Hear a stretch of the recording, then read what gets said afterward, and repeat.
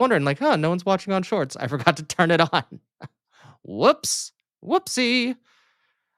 Uh, let's see here. Oh well. Oh well. Well, I don't think he's gonna be missed. Like, at all. Hold on. I need to check.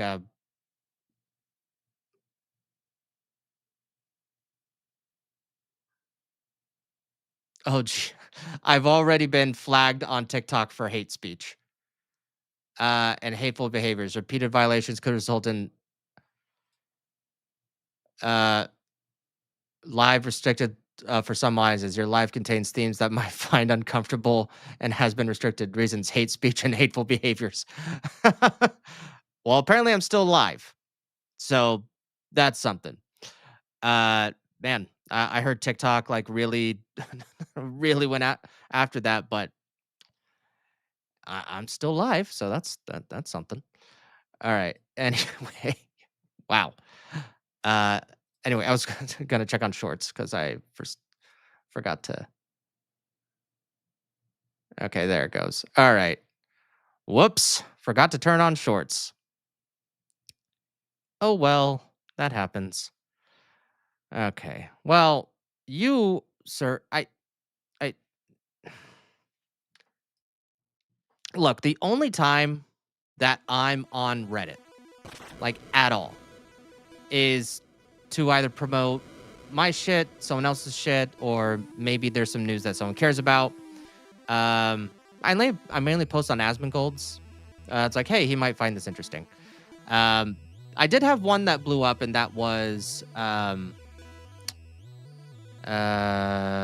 oh yeah, it was the screenshot of Alyssa Mercante's video that got taken down for cyberbullying, which I thought, still think, is hilarious.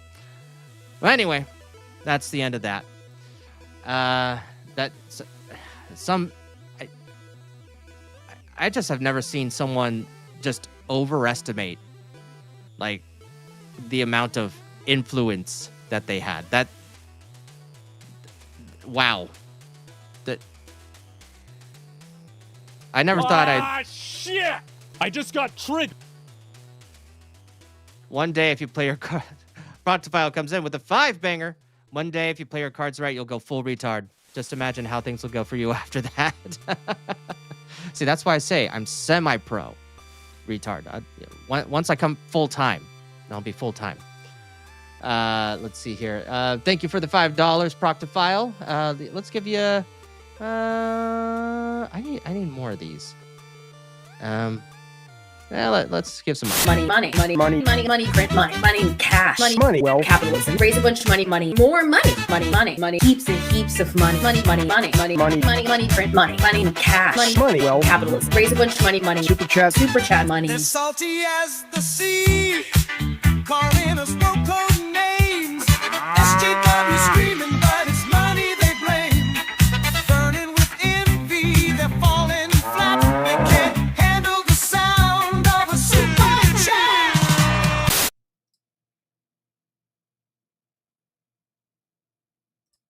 There we go. Had a hard time finding the button. I need to get like a Steam Deck or something. That would be. Maybe I should save up for that. That'd be a good thing to get, because then I could just go boop and that'd be done. Full time, full retard. I like that idea. Okay. Let's see here. But you know what?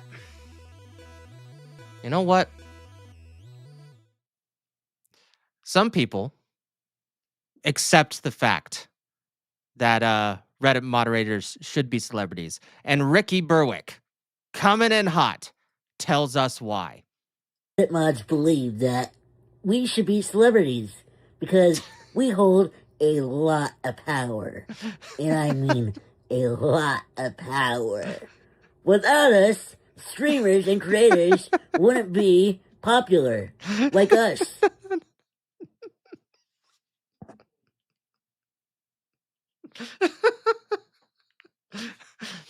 Is it bad timing to have this come up?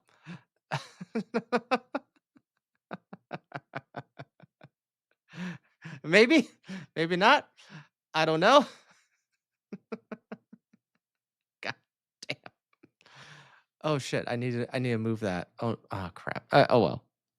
We're more popular than the actual creator, because we're Reddit mods, and we hold a lot of power. So the higher ups at Reddit should pay us for our work, and we shouldn't be volunteers because we hold a lot of power over there.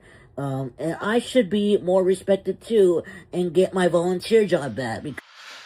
Oh my god! I just realized he used the same exact background and did like the whole outline thing as well. That's great. That is so great. Because I hold a lot of power. So respect me, respect my work at Reddit, Respect my authority. and please get me my moderation volunteer job back. Thank you. See, yeah, Bertwick is amazing because he accepts how he looks and he uses it as his superpower. You know, I don't know exactly what his condition is. I mean, at least just looking. I mean, just a few things, maybe a little bit of cerebral palsy. You don't know, you don't know.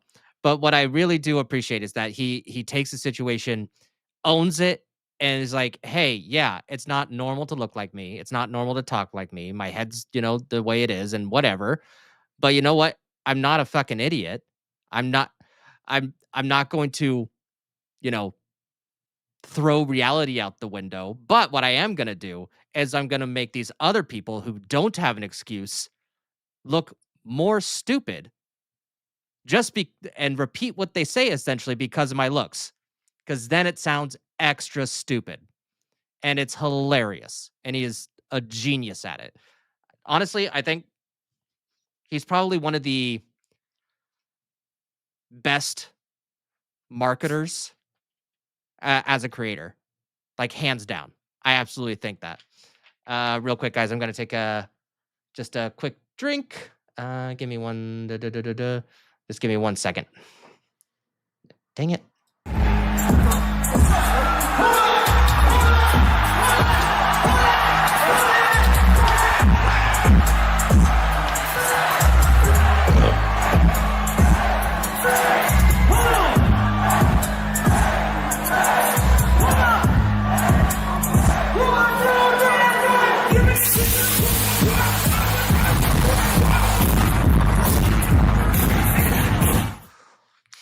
Oh, I like that. Proctophile.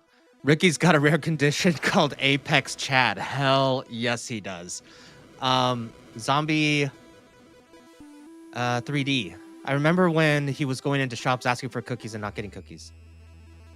I don't think you've ever seen that video. I've known about him for a while, but until he started posting on X, I really haven't seen his content. I really need to go through a deep dive at some point. That'd actually be really fun. Okay, let's see. What do we got next? Right. So, let's see. What was it called? Pathways. If you remember, a lot of creators played it because it was fucking ridiculous.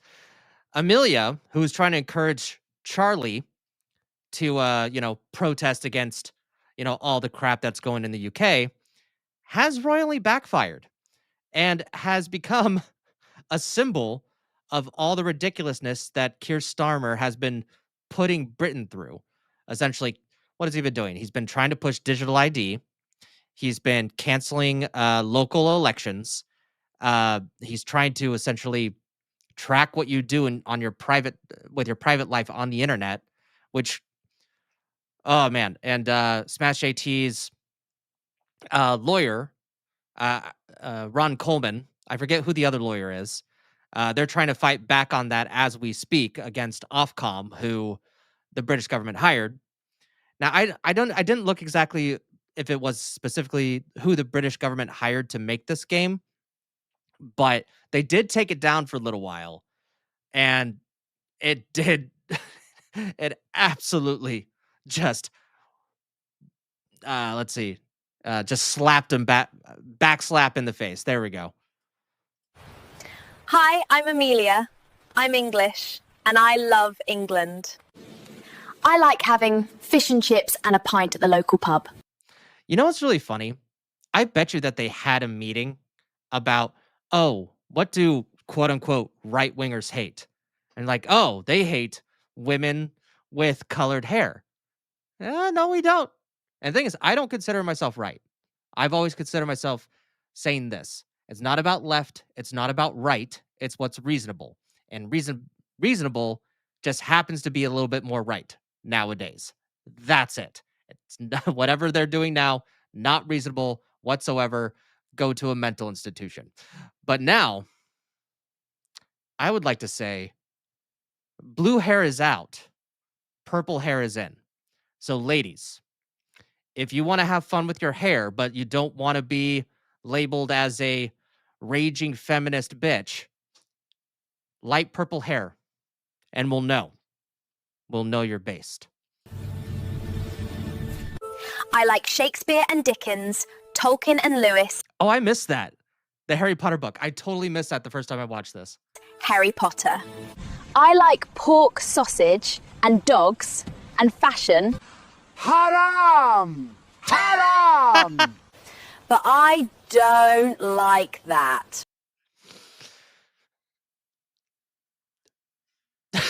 I like how she's just like, okay, then. I don't like that. Like, just, and he's just standing there, like, looking grimacely in the camera, like, this is who I am. It's almost too stereotypical, but it gets the point across. Brits are famously polite, but it mustn't mean we're willing to commit cultural suicide. Our institution. I think that's a lot of the issues that are going on right now.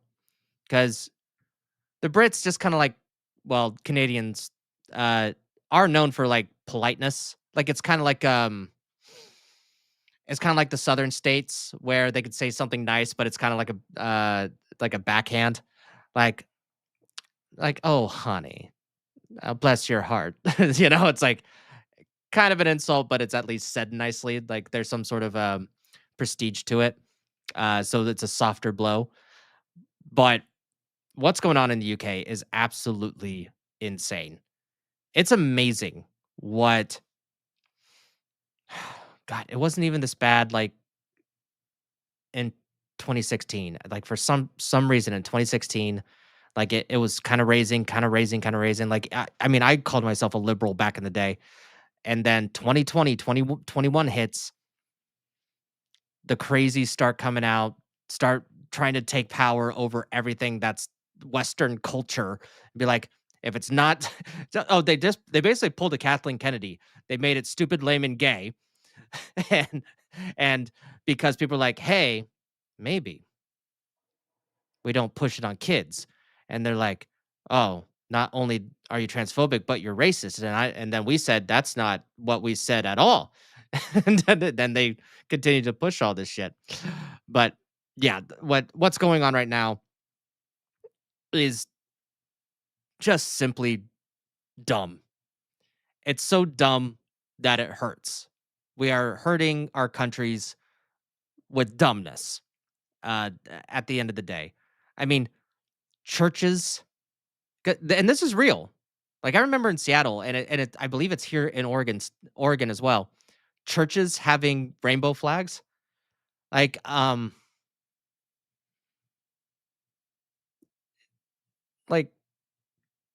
there's a difference between recognizing the sinner and promoting the sin, right?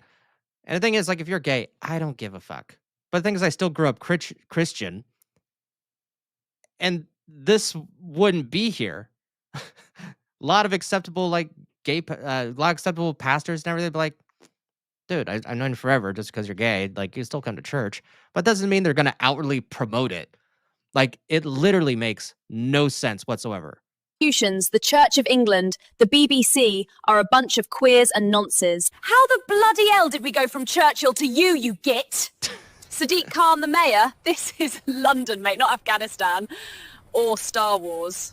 I'll get it back. Our government won't even protect our schoolgirls from grooming gangs. Sod off, packy wankers! The police won't help. They're too busy confiscating garden tools and suppressing free speech. That's right, miss. What have I done, officer? You disagreed or offended someone? That seems to be what 12 to 13,000 Brits like get in trouble for every year. You've tweeted rudely, and you're under arrest. Curry is fine, but we have several recipes already. We don't need 2 million Indians here to make it for us. There are 50 Islamic nations in the world. Muslims don't need to be on our island.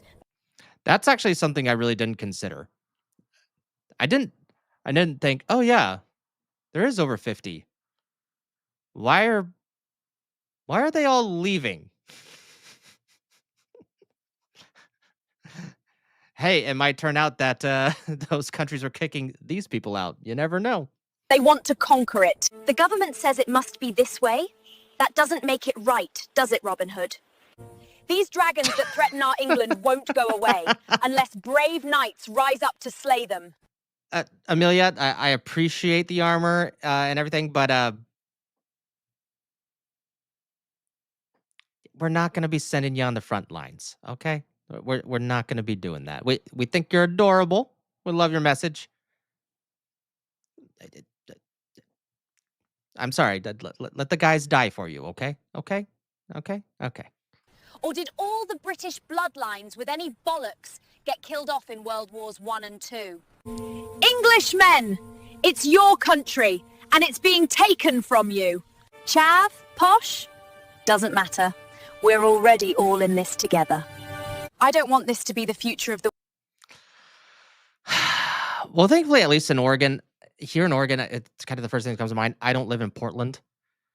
So I don't know potentially how bad it can be in Oregon. Like, I know we have the crazies running in Portland, but I don't know of any radical Islamist stuff going on. I'll say that much. Women of England, and I'm sure the women of Iran and Afghanistan didn't want it either. Your ancestors beat the Spanish Armada, Napoleon, and the Nazis. Surely you can handle welfare tourists. History will record what you... Damn. That's exactly what we should be calling the Somalis right now. Welfare tourists. That's exactly what we need to be calling them. Yeah, I have no follow-up to that. Do or don't do. Get cracking, lads. Love, Amelia. I love the internet. I absolutely do. Can't get enough of it. Okay, I saw this from Steven Crowder today. And I actually didn't watch it. I was just like, whatever it is, I'm in. Infinity pronouns, identity war, Avengers Troonsday, coming soon to a theater near you. All right, let's see what this is all about. When you're young, you believe that you can do anything. And then the world tries to set limits for you. Tell you what's allowed, What's normal? Who you're supposed to be. Naomi Watts, you are not trans. What the fuck are you doing in this? But on the field, the track, the court, Here, What you get is to this be about? exactly who you are. Because at our core, we're still the kids who just want to play. the go big game changers. The living, breathing fabric of this country. Supporting trans youth isn't just about sports. It's about freedom. On and off the field.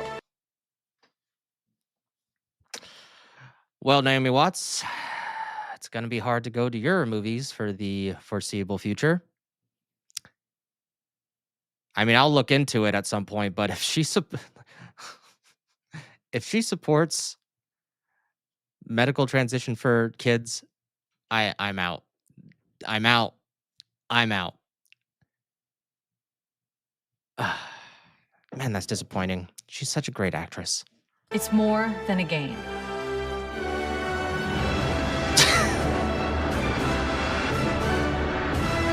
Transgenders affirm. Wait.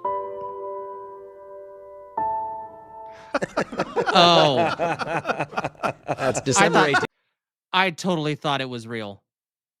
Wait, it might be real and they just added a bunch of that at the very ending. But damn, I honestly thought that was real. 2026. We missed it. Yeah. Should have been Troons Day. Oh, I can't believe. Yeah, it's right there. It was right there. Okay. So I know I'm talking about games, believe it or not. So I actually was a fan of the first Life is Strange game. Like I really enjoyed uh the storytelling and the powers. Yeah, some things got a little too campy, corny, but it didn't push it. And then you see Life is Strange Colors. Life is Strange 2 was basically all about two Mexican boys crossing the border and all that jazz. Yes, it did get woke in the end. Absolutely. Hopefully they'll bounce back, but I don't see that happening anytime soon. Galactic. Um, yeah, Life is Strange. Well, the thing is, like, okay, the first Life is Strange. They didn't like absolutely say it, but that Chloe and Max were like gonna be a couple. Like they didn't really establish that. Um, but it was hinted at fairly strongly, and honestly, I had no problem with it uh, at all. But as they went through the Life is Strange uh, series, it got woker and woker and woker to the point where I saw colors, and I went, "Oh no, no, no, no, no, not doing it, not doing it. This is dumb." And I haven't picked up a Life is Strange game ever since. But it looks like that they may, and the reason I'm talking about this today is because they may be going back to their roots. And here's the reason why. As you can see, it says Life is Strange returns in 2026. I don't see a Life is Strange 2. I don't see a Life is Strange 3. And there's a picture here that, because Max was a photographer. So are they actually going to do an actual sequel to their first game? Now let's watch. So hold on. So just because of I forget like what kind of jacket she was wearing, but just based on the hair, I can see this looking as like a kind of a more grown up Max. Okay. Oh, this is coming January 20th. There's a live stream. Okay. I guess we'll find out soon then. In 3 days. I have to work. I'll see what time it's at. Hopefully I can see it on time. And that's definitely Chloe, because there was a lot of bird imagery that went with her. So I think we're actually going to get a true sequel to Life is Strange 1. Now, are they going to go back to basics? Are they going to double down on the wokeness? I don't know. This is back in the day where blue-haired girls were cool, okay? So, am I hopeful? Yes. But so much more doubt just obliterates all the hopeful I have. I have 1% hope that they won't destroy something I actually kind of enjoyed. Which is kind of weird for me to say. Something I kind of enjoyed. Like, can you not ruin something I kind of enjoyed? All right. Well, I don't know your thoughts on it, but I actually was a fan of the game. I like, not like a super fan or anything like that, but I wanted to see like I God, back in the day, I went online and I was able to, I believe I was able to 100% it at the time. Hold on. Yeah, I was able to 100% it at the time, and just see kind of all the different things that could happen. And it was a great premise. Like the premise itself, like sold the game right then and there. It kind of reminded me of kind of like a girl's version of Chronicle. It was kind of like a Nancy Drew with time powers. What? Yeah, Nancy Drew with time powers. I think that's a great premise, and I dug it. But man, I miss the good old days when things were just, okay, yeah, there's the message. That's kind of woke. Da, da, da, da. Nowadays, they hit you over the head with it. But anyway, moving on. So I saw Turkey Tom trending online. And I had no idea why, no idea what it was for. I do remember that he kind of got in a little bit of trouble a few years ago. I believe it was 2023. Don't call me out on it, because I'm not sure. But man, there's a few things that are going on with him, and it does not look good. Damn it. There we go.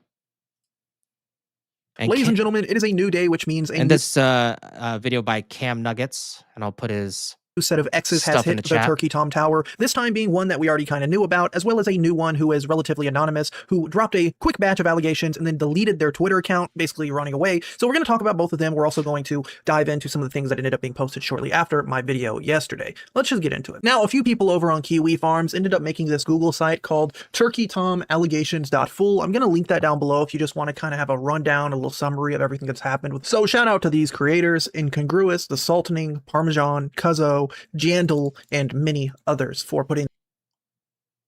Kiwi Farms, you are a very weird place. You really are. Where autism dominates. I will say that. This site together. Basically here you can go to timeline and you can scroll through and see everything that has happened, basically things that I've been covering in the video. It makes it a lot easier, but where we're going to start is right about here, where we take a look at this character by the name of Ellie, aka Creepy Hoarder, over on Instagram. Now, Left for Dead, who is Clorox Katie. Yeah, I'm coming into this blind, people, so I have no idea. Katie Clorox says, one of Ellie's friends DM'd me and is trying to speak on Ellie's behalf since she's not online and they don't understand how to post on here. Tom did meet Ellie as we all thought, and flew her to Maine, bought a hotel, definitely not scared away, lol. That's what I have so far. She said she will get more from Ellie. She heard about this yesterday. Again, this is Ellie, aka Creepy Hoarder. This was the character who was basically accused of being involved in their own very mischievous allegations, including things like lollipop artwork, age play, things like that. She does look a little young.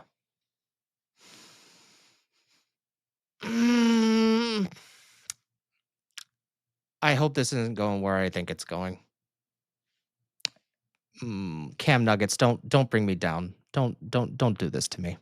Basically has come out to confirm she did end up meeting with Tom, essentially hooking up with Tom, getting their freak on, and the messages go like so. Hi, are you the girl involved with the Turkey Tom stuff? Can we talk for a second? It's nothing bad. I'm friends with Ellie, the girl that has been posted, Creepy Hoarder. She was hacked and lost access to her account months ago, so she can't say anything in regards to everything that's been happening. I would love to talk, because I low-key don't know what the F they're saying about her side. Well, apparently Tom said that he was going to meet with her, but didn't because he got freaked out. That's a lie. They did meet, and he had a hotel room with her. And there's pictures of them meeting. Okay. Well, was she underage? Like, I don't think I've gotten that clarification yet. Because if she was, then bro. Okay, first and foremost, am I allowed to post any of this? I'll blur whatever you want. I would post this, but I don't know how to make an account on that site. I've never used it. If not. Okay. Outside of this whole Turkey Tom stuff, everyone knows how to make an account everywhere. Tell me, guys, have you ran into a site that didn't say sign up, sign in, log in, make an account? Usually it's at the upper right-hand corner of every site in the frickin' world. So, just saying, like when someone says, I don't know how to sign into that account, I don't know how to make an account. You have a YouTube, you have a Twitter, you have an Instagram, you have a Facebook, you have a Reddit, etc., etc., etc. Shut the fuck up. You know how to make an account. I get it. I got you, gang. Do you want me to blur your user? Yes, please. I have more pics that she would like to be posted as well. He flew her out on his own will and paid for it. I don't know why he's denying it. Now, I don't remember Tom denying that. Maybe he's referring to the first chick who said that she was like worried that he was cheating on her with this person. He kind of was like, no, I never cheated. She was her thing got hacked and leaked my wiener pics, which kind of confirms that they were indeed having these types of relations together. I didn't really think that part was very private, but the fact that Ellie is willing to provide these screenshots and feels like offended by Tom's actions is kind of troubling. Again, another person to add. No, not going to comment on that. To the list of these like women who are kind of upset at Tom's actions. Also kind of interesting, like she was hacked on Instagram, but I can go to her page and like it's here. Like, why would you hack someone's Instagram and do nothing? Like not change anything? Like, I don't know, check your email, do a password reset, something like that. He ended up dropping this picture too, which is Tom holding her. She's got the Sanrio pants on. Tom. There they are in the car together. Here they are. Looks like at a restaurant or something. Yeah, this is the same girl. Like, look at these piercings right here. Same piercings. She just looks a lot different without like the makeup. I've never been a fan of lip piercings. And like if there's like a piercing on the nose or the eyebrow, that's fine. If there's only one, but when they double it up, I go, why?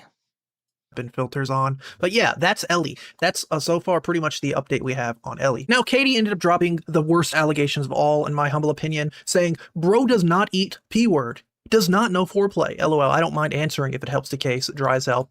I'm trolling.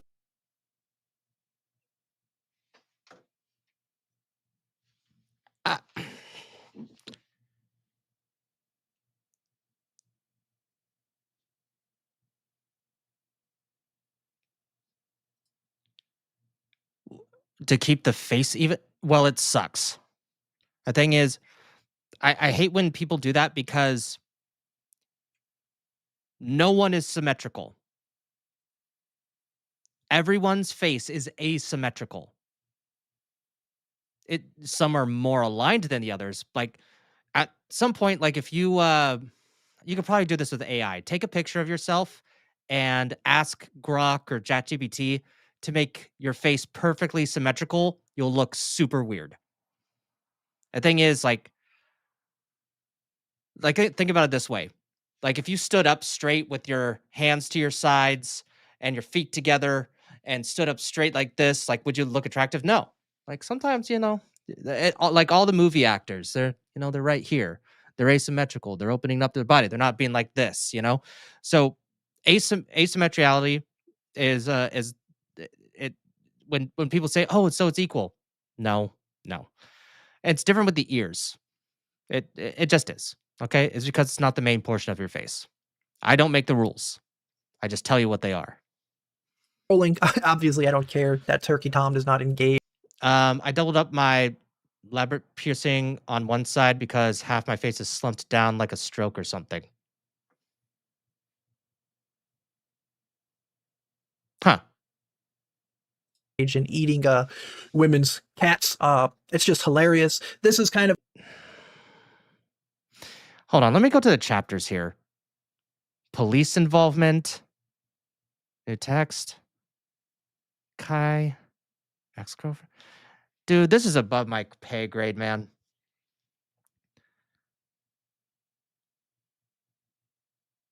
Dude, yeah, this is a whole lot of stuff that I kind of don't want to get into. Like, maybe I'll look into it later just so I can, like, follow up, maybe, but I didn't think it would get this weird this quickly. So we're gonna, let's see, hopefully next one's a palate cleanser. Let's get a palate cleanser. Let's see here.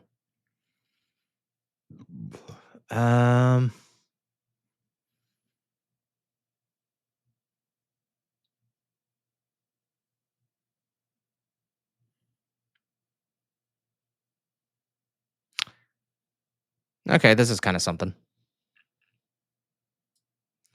TMZ broke news to, okay, here we go. Developing. Hollywood personality Farrah Abram is running for mayor of Austin, Texas. And that's definitely interesting because I believe that Farrah Abraham, I believe she was on Pregnant in 16 or a teen and pregnant, like that show in the mid 2000s that was really popular, is running for mayor in Austin for 2026, but didn't know that the election won't happen until 2028. And TMZ apparently had to tell her. Yes, I'm doing good. Thank you guys. I'm super excited to be a candidate for mayor of Austin. I'm running super early, so I can't wait to see who's going to run with me and challenge me. So sometimes people say the less you know, the more you like. You are now giving them many years to make a decision We should say because the election's not until 2028. Why so early? Oh, for some reason, the mayor election is 2026. I don't know. That's just what the office told me as well. Well, we should get some clarity here. Are you okay? So, am I running for district? So, district will be, which is federal. I'm running local right now. So, local is a little bit different than federal. I did. They're about to tell her it's the same year, aren't they?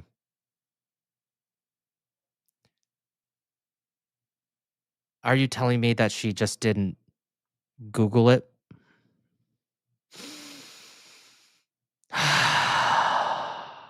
Did say my hope after running for local is for a local district, which is in 2028. So I do have hopes for running for district, but for right now, I'm going to stay in a nonpartisan category, which is mayor. Okay, I want to make sure we can get some clarity here. I'm just going to be running for mayor, which is 2026. You also have Spencer Pratt, who's going to be running for mayor for Los Angeles. That election actually is this year. Yeah. Yes. But yeah.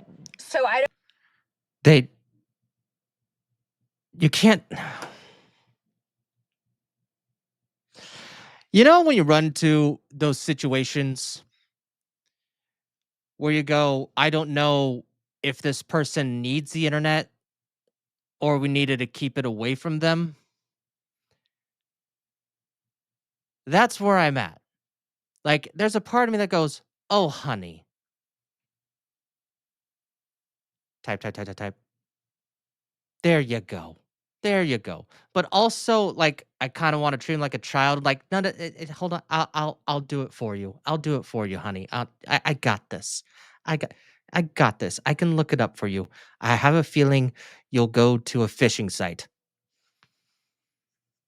She thought. Yeah. I don't know. This kind of tells me that she says that she called the office to get the clarification on when elections were. I don't think she did. I don't think she did. I think she heard it offhand from someone else and just went with it. I don't believe mayors are on a different. Yeah, no, it's different in every I just city. know what okay, so I just know what my city has told me. Please call the City Hall in Austin, Texas, and find out when the election for mayor is in Austin. Maybe call the mayor's office. So Farrah, we just got this in our ear. The election, I love it. the election's in 2028. So, Ladies and gentlemen, meet Austin's Sarah Palin. But in this case, won before they even ran.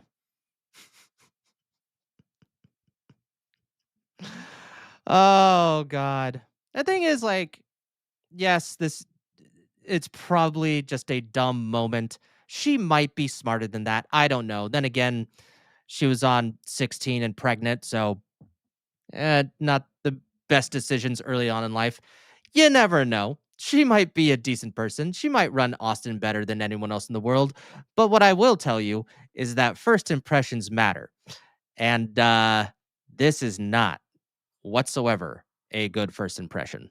you know, there was a 2-year term with a vacancy in 2022, but now it's aligned with the presidential election. So it is 2028. So I think you may have jumped the gun here.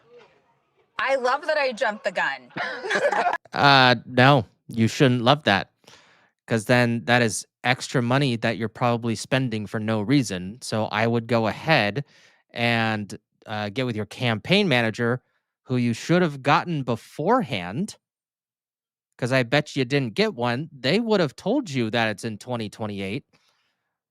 But in this case, I would look at your budget, see what fundraisers you can use, what policies that you can go, websites available. Like, there's so much, dude. Elections nowadays, like even for small stuff like sheriff, have a little bit of, pre-production in them. Like, what's your campaign strategy? What do you want to change in Austin? Like, what are the problems in Austin? I don't know. I don't know anything about Austin. Like, what are the issues you want to tackle? Because right now, like, Joe Rogan has a better chance of winning if he ever ran. Like, he would. He doesn't want to, but he has a better chance. Actually, yeah, he has a better chance of winning. He's not going to run, but he's smart. He's a smart business guy, and would have all these things wrapped up in a bow and have a plan before you announce shit. But you know what? I will say this, just kind of ending on a compliment. I would trust her. Like, well, wait a minute. I don't know if she's running as a Democrat or not. I don't want to be too judgy. But let me just say politicians in general. At least the way that she presents herself as a woman, I would rather her than like some of the dumb people that have been elected recently. Some of the dumb women that have been elected recently, that are cuckoo for Cocoa Puffs. So I love if I jumped the gun. But yeah, so I think, I don't know, there's also a lot going on locally. So if someone also misinterpreted that and told me different, that's okay too. Hey, you know what? It wasn't a graceful land, but I'd say she landed on her feet. Let's see. Next story here. Oh, I've been waiting for this one. This single mom is blowing up on TikTok for creating a date deposit app. So she will only date men who pre-deposit her date preparation costs ahead of time. Deposit to take me on a date. Hold on. After I said I would require a deposit to take me on a date to cover my date preparation costs, I'm now working. Oh my God. Hold on. Filter. So hold on. So from the get-go, you're lying about your looks. Because no way in hell those are your eyes.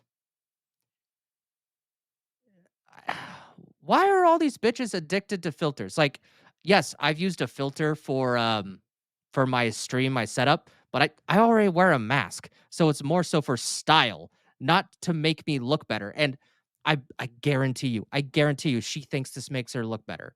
Look, I do get like the doe eyes and how that like men could be attracted to that. But the thing is, that doesn't even look natural whatsoever.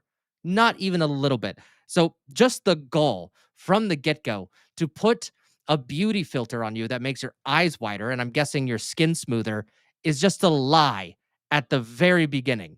So why would you make an app about preparation costs when you're already cheating the system?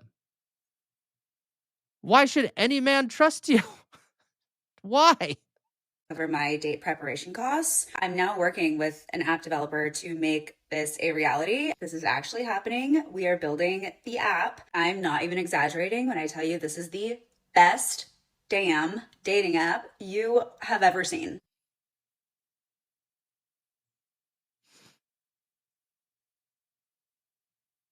Hold on a second. Did they already say it? Congratulations, you've invented prostitution. Yeah. Yeah. I don't think there's any disagreement there. Because there is a clear difference here where the woman can set the deposit rate and the man can pay for her date preparation costs. So as a woman, you're going to walk into the date already. So, hold on. So, let me get this straight. What exactly did she say?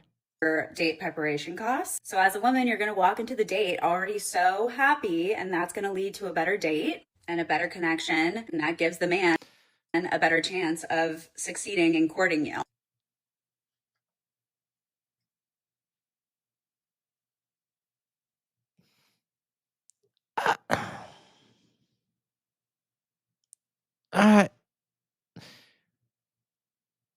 So he puts in a deposit. I'm not sure what for. You haven't said why. I'm assuming that what all the ladies say, oh, for makeup and all the preparation I do, it's like men don't care. Like, just, we've seen you do it before. We've all had mothers. Like, hey, yeah, there's the 10 minutes, 15 minutes, half hour. Don't know why you're doing all the other shit, but okay. So you're doing all that.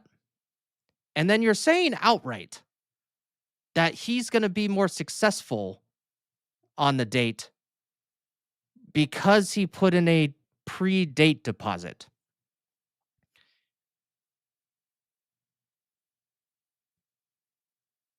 But he may not succeed even if he does get the deposit.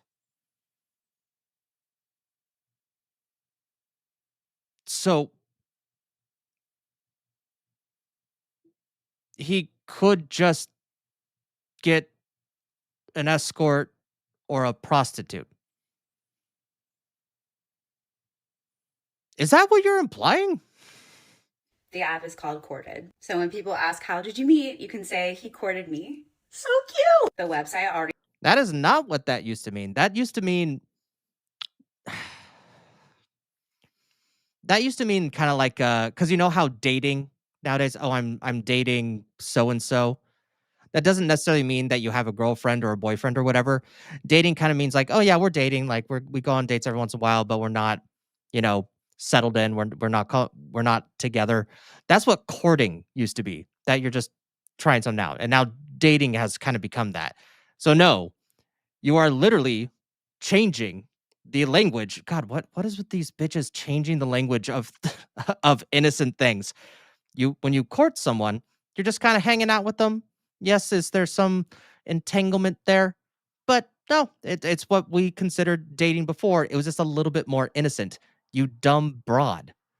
It looks absolutely stunning. And the app itself, incredible. All of the. Yeah, I'm talking about more so like 1920s era. But yes, you're right. If we want to go further back, yes, it was more so to obtain marriage. And you could say that, alliances and money exchange was involved then. But I'm more so thinking about like early 1900s courting.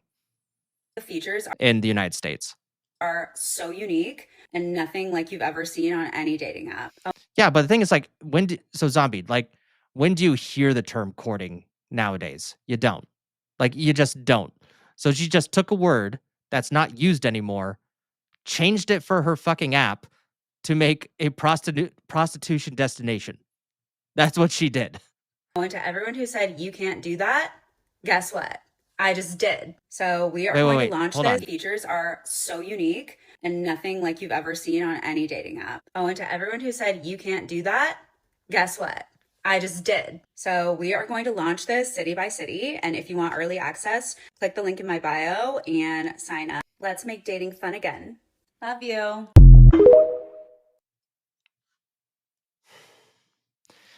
Yeah, one could say that she just did OF in person. Like, that's me cleaning her language up, but I'm sorry. That's just gold digger shit. I'm sorry.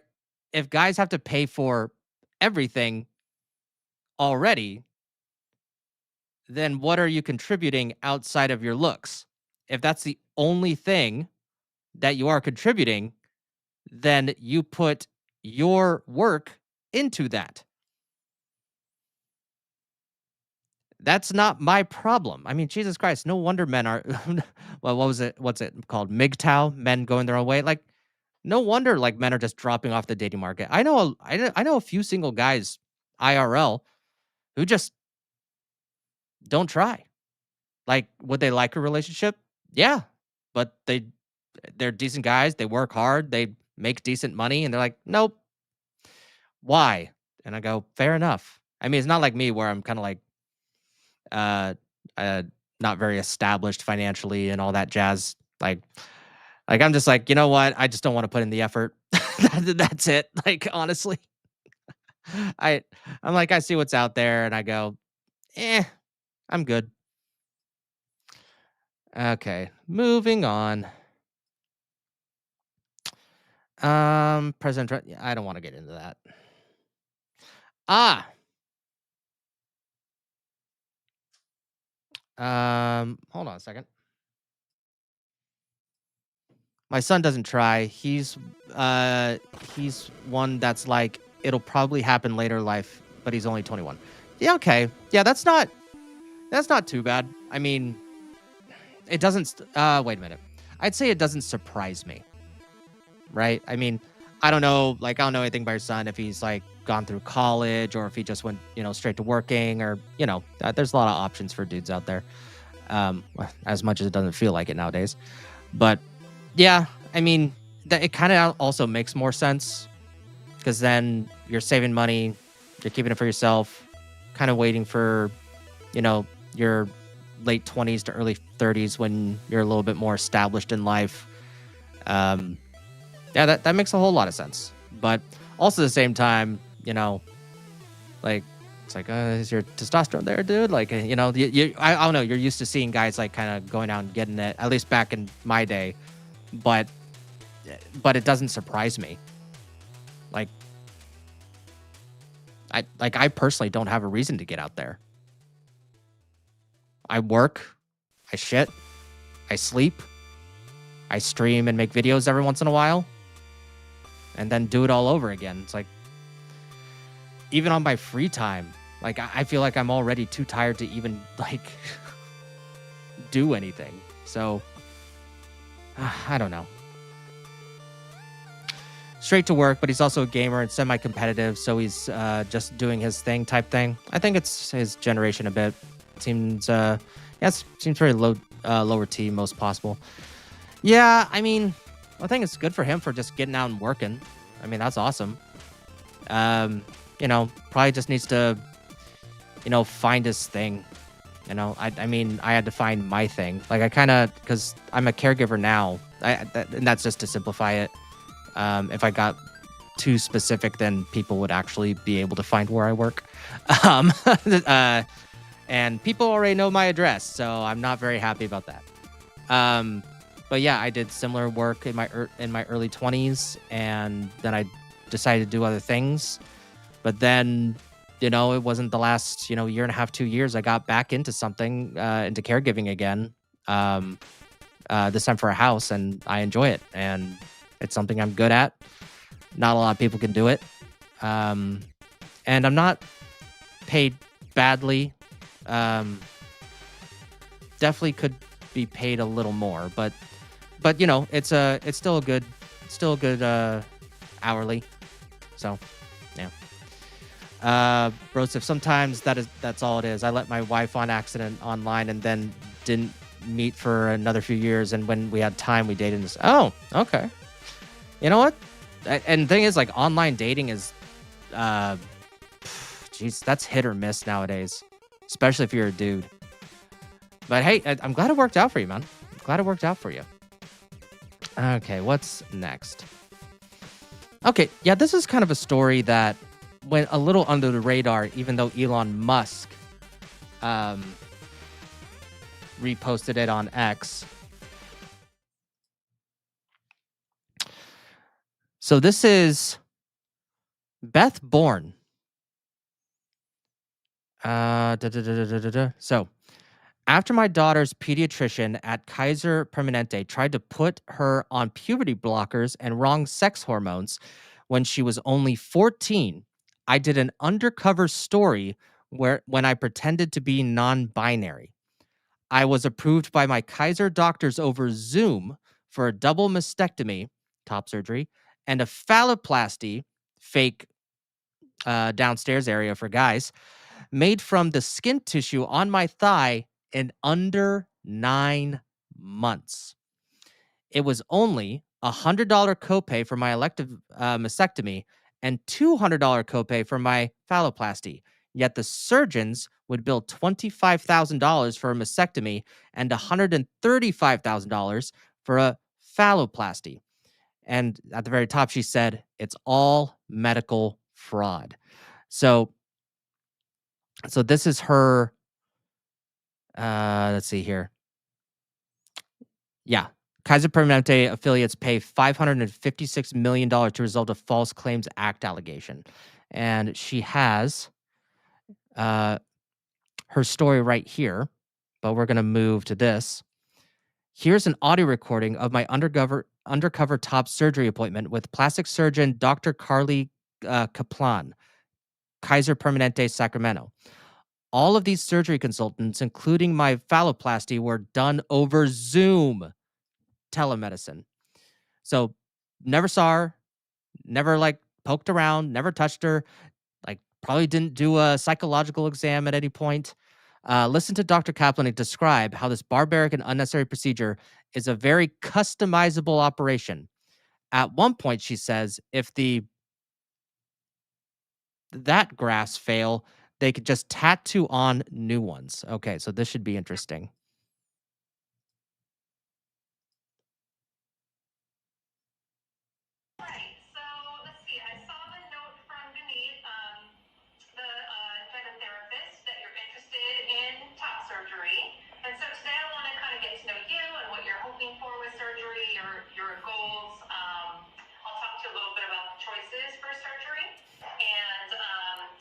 Notice that they're just jumping into it. Like how that's a huge decision to make. Yeah, kind of a big decision. Just skipping right over that part. If that's something that they really want, maybe having a psychological exam, even though psychological stuff, like they're like 80% of psychologists are now women in the United States, and they're all fucking out of their minds woke. So it does not. Anyway. But do you understand like how she just skipped all the concerns that normal people would have? Come up with a plan that meets what you're looking for. Does that sound good? Yeah, sounds good. Okay, all right. So, when you kind of thought about having top surgery, what are your sort of goals going forward for this? What is the goal?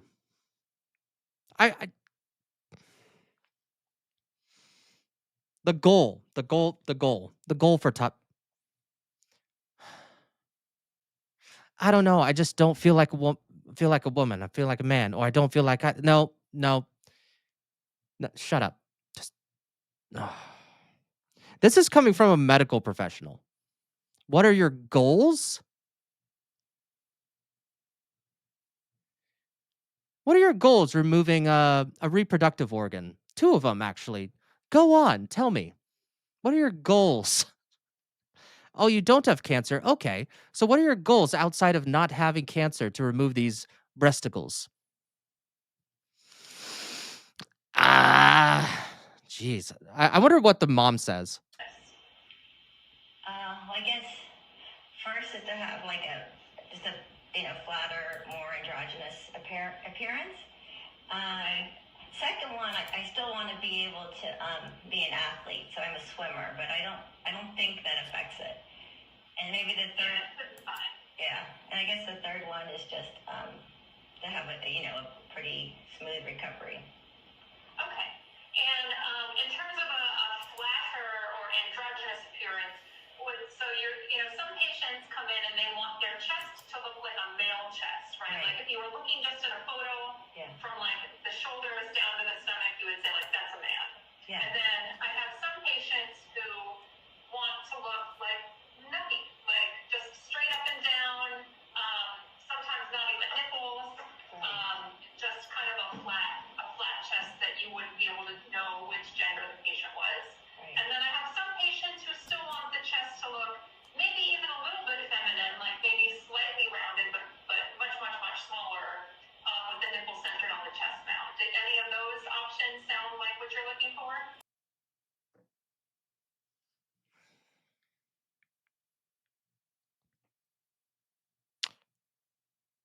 Well, they weren't joking about the customizability.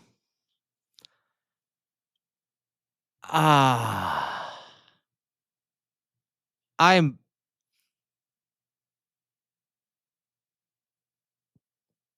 You know what's disturbing about this? That she's talking so casually about it. She's like, "Well, the thing is, people wanna do this, so I don't do this," as if, like, her body is just an accessory. Like, that you could like, it's as if, like, you're putting earrings in or taking them out in this case. It's like, "Oh, no, this would be here and da da da da da, and then da ba da da da ba da," like, it sounds so casual. Like, it's you know those movies where it's like the girl is, like, getting a makeover? Like, that's what it sounds like to me. It's like, "Oh, honey, let's give you a glow up and, put a little rouge here, like, have a little eyeliner," stuff like that. Like, that's how she's talking, but about cutting off reproductive organs. That's what's disturbing about this. Uh, wait, let's look at this list. Common hopes and expectations. Clothing, physical activity, range of motion, range confidence, pride, alignment, comfort in gendered spaces.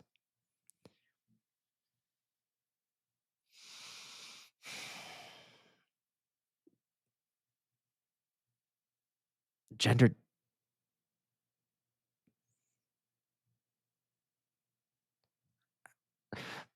Look, I understand. Like, just because most of us are guys here. So, I understand the pathway. Like, I can see kind of mentally why a guy, like, would transition. Doesn't exist, but why they would do that. Why they would wanna wear women's clothes. Either it's a sexual thing, or usually a sexual thing, or it is an actual gender dysphoria, which back in the day, in the early 1900s, when this was slowly but surely discovered, was about what 0.015% of boys, and it was incredibly rare. So I can understand how a guy's mentality can go in that direction, whether it's psychological or kind of a psychological fetish. I understand that. What I do not like to, and maybe it's just because I have a guy brain. Like, I can understand kind of the mental pathway, how it can go. For a woman, I don't understand that. Other than what do they call it? Um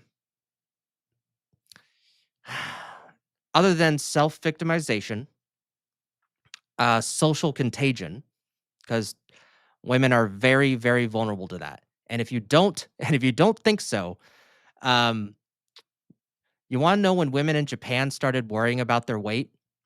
When they started getting American magazines. And then all of a sudden, bulimia was covered in all over Japan, like almost within weeks. Like, that's how fast social contagion happens with women. It just is.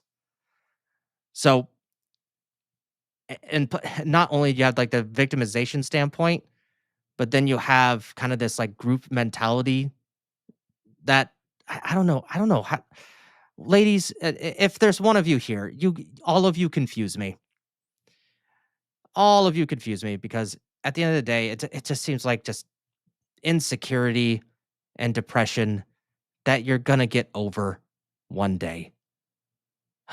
And I don't know. I don't know. At least to me, like when we talk about gender, I mean, and really, really do think about this, guys. Really do think about this. Your gender is your only birthright. Gender is your only birthright. The only one you have. It doesn't matter if you're rich, poor, middle class, doesn't matter what country you're born in, third world, second world, developing, first world. Literally, your gender is the only thing that is a birthright. And why someone would want to fuck that up, I don't know. Not even a name means anything. Well, what? It was like 2016 where people were calling their kids Absidy and literally spelled ABCDE. I'm not joking. That was the thing. Look it up. But back to the doctor. Like, it baffles me just how casually this is being brought up. I think more. Common concerns. Surgery is always a risk. Then don't do it. Guideline of any medical intervention is that benefits outweighs the risk. Outweigh risks. Highly skilled and trained medical team. Well-informed patients. I like how they make this like 2 out of 3. Wait, guideline of any medical intervention is that benefits outweigh risk. Highly skilled and trained medical team. Well-informed patients. Oh, well-informed? Well-informed patients? No. Absolutely not. Seems like, especially the kids that are detransitioning, do not feel like that they're well-informed. Look at Chloe Cole. This is permanent. What if you change your mind? Delaying not having surgery can have negative impacts physically, but what the? Look at this. Delaying not having surgery can have negative effects, impacts physically, emotionally, and socially. So say it like that's weird. Delaying is a bad thing. Second guessing is a bad thing. They're literally trying to push them into this. And this is a grown woman. I mean, I don't know if she was pretending to be like a 14, 15-year-old girl, but I don't know. But that's weird and unprofessional. Satisfaction with surgery can improve overall quality of life. Self-determination is key. Common concerns. They're not even giving the concerns. Chat, look at this list. Tell me which one of these actually sounds like something that should be a common concern. Because even look at the in the bold lettering, surgery is always a risk, and then you look at the list. It doesn't talk about anything but benefits. This is permanent. What if you change your mind? They do everything they can so that they don't change their mind. I'm sorry. Am I out of line here? I really want to know. Like, chat, like, let me know. Like, what?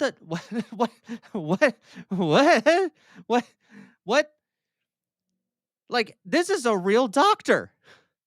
Allegedly. How is this not a red flag to parents everywhere? How is this not a red?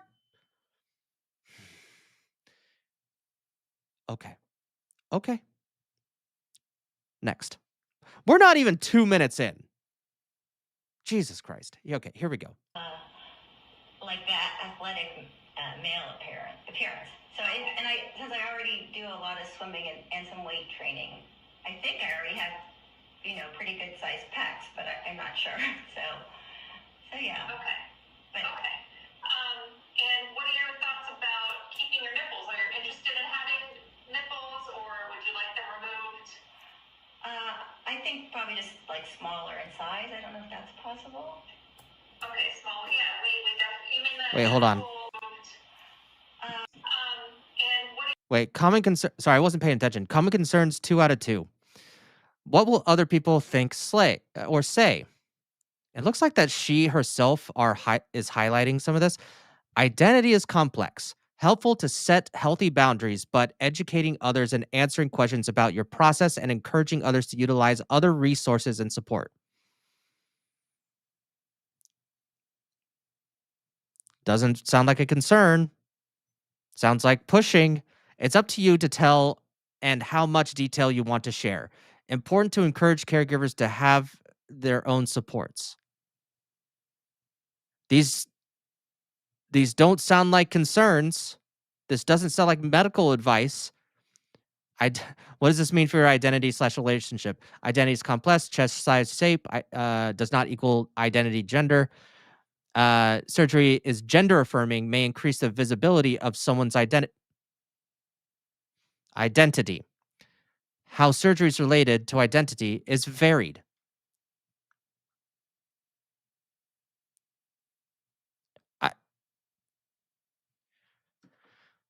Like this is literally just pushing it. Like when I see common concerns, like I'd say like, hey, like even if they started, identity is complex and it's still a big choice. Just remember, like these are like nowhere here does it say like you won't be able to breastfeed. You know, your chances of being able to have children decreases. Like that's a common concern. Nothing about this is being like, hey, let's understand some of the reality if you're going to do this. None of it. None of it is doing this. Not even a little bit. Resources for family and friends. PF Flag are trans loved ones online resources. Gender spectrum resources, parenting and family. Parent support group. Oh my God. Ugh. Ah.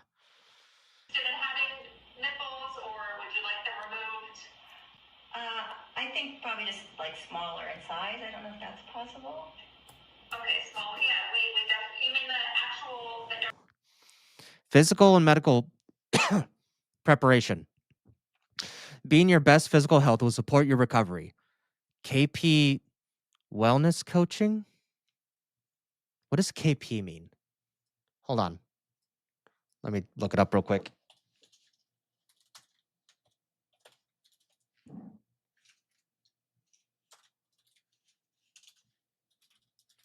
That's not how you spell coaching, nobody. I keep saying couching. KP wellness coaching. Oh, Kaiser Permanente. Of course that they would brand it that way. Kaiser Permanente classes, exercise classes, and nutrition support. Okay, see, here this is like kind of a hint. When they go, hey, you're probably going to have some medical issues if you go through with this. Like, and they're still not putting any sort of concern on it. You may want to moderate or abstain from caffeine or marijuana. Yes, because that's the problem, guys. That's the problem. Putting hormones that are not supposed to be in your body or have no reason to be in your body. But hey, God, guys, lay off the ganja and the caffeine. Okay, put down the coffee. By the way, be sure to pick up Smash JT at smashjt.com. Has some amazing matcha tea. So smashjt.com. There you go. If you want some really good tasting tea, Smash JT is your man. Anyway, focus on getting enough sleep, adequate nutrition. Oh, God. If you have ever experienced addictive substances use or in recovery, you'll want a solid support plan in the case of stress related cravings. Ever experienced addiction? So,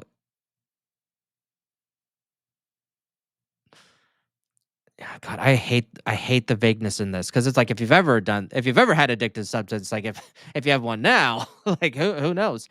Abstinence versus harm reduction, safe coping mechanisms. Like nothing in here is just like, hey, there's red flags here. Red flags.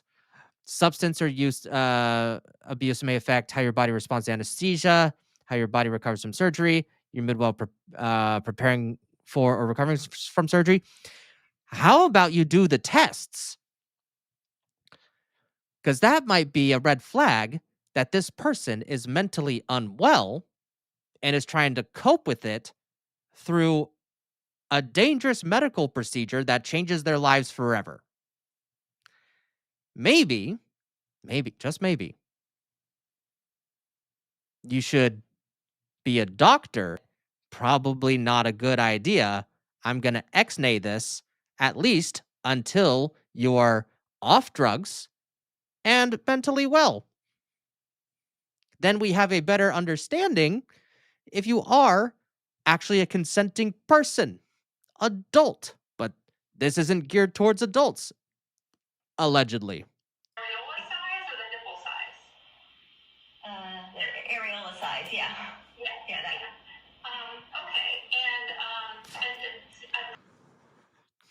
Mental health before surgery. Remember that even positive life events can come with stress or bring up challenging feelings. Take time to think about your own ways of coping with stress or change. Which of these will be available to you while preparing for surgery? While other resources might be needed, relaxation techniques, who in your life can be a sounding board? You know, it sounds like a lot of frickin' steps in order to just get this done. But the thing is, like, okay, hold on. This is actually interesting because they'll be like, hey, we know you want to do this for your mental health. Here's something that should fix you, but you're still going to have mental health. But you're probably still going to need mental health afterwards. I thought that's what the surgery was frickin' for.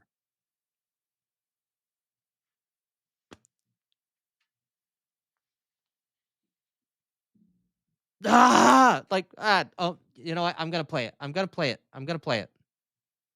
Ah, shit! I just got triggered.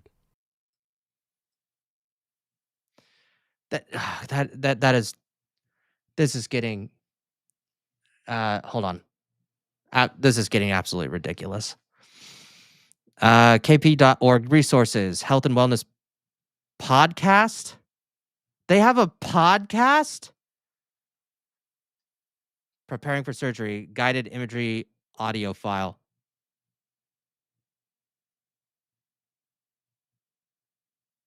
What? They have a podcast. Okay, it says preparing for surgery. It doesn't say specifically for like trans surgery stuff, but they have a podcast? Oh my God.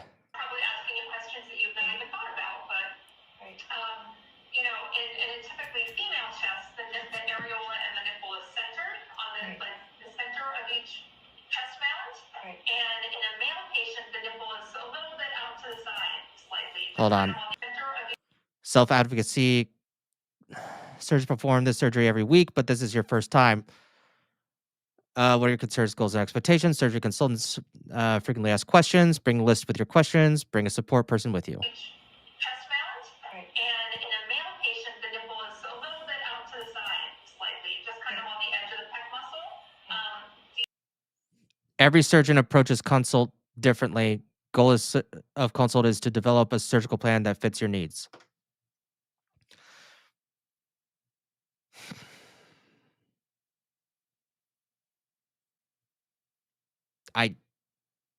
I don't. Oh, hey, at least they have an exam.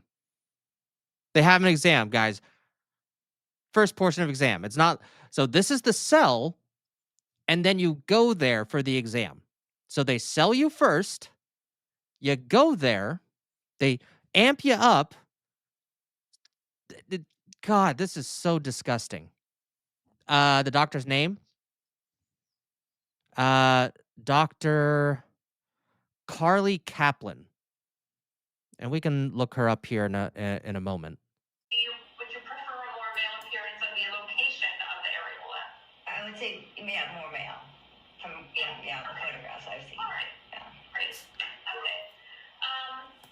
So, let's see. Tell me a little bit more about you. Do you have any hobbies or sports or activities? Coordinating time off work. Family Medical Leave Act. Wait, I didn't know this. Are they using the FMLA that's supposed to be like for emergency stuff for for cosmetic surgery? What?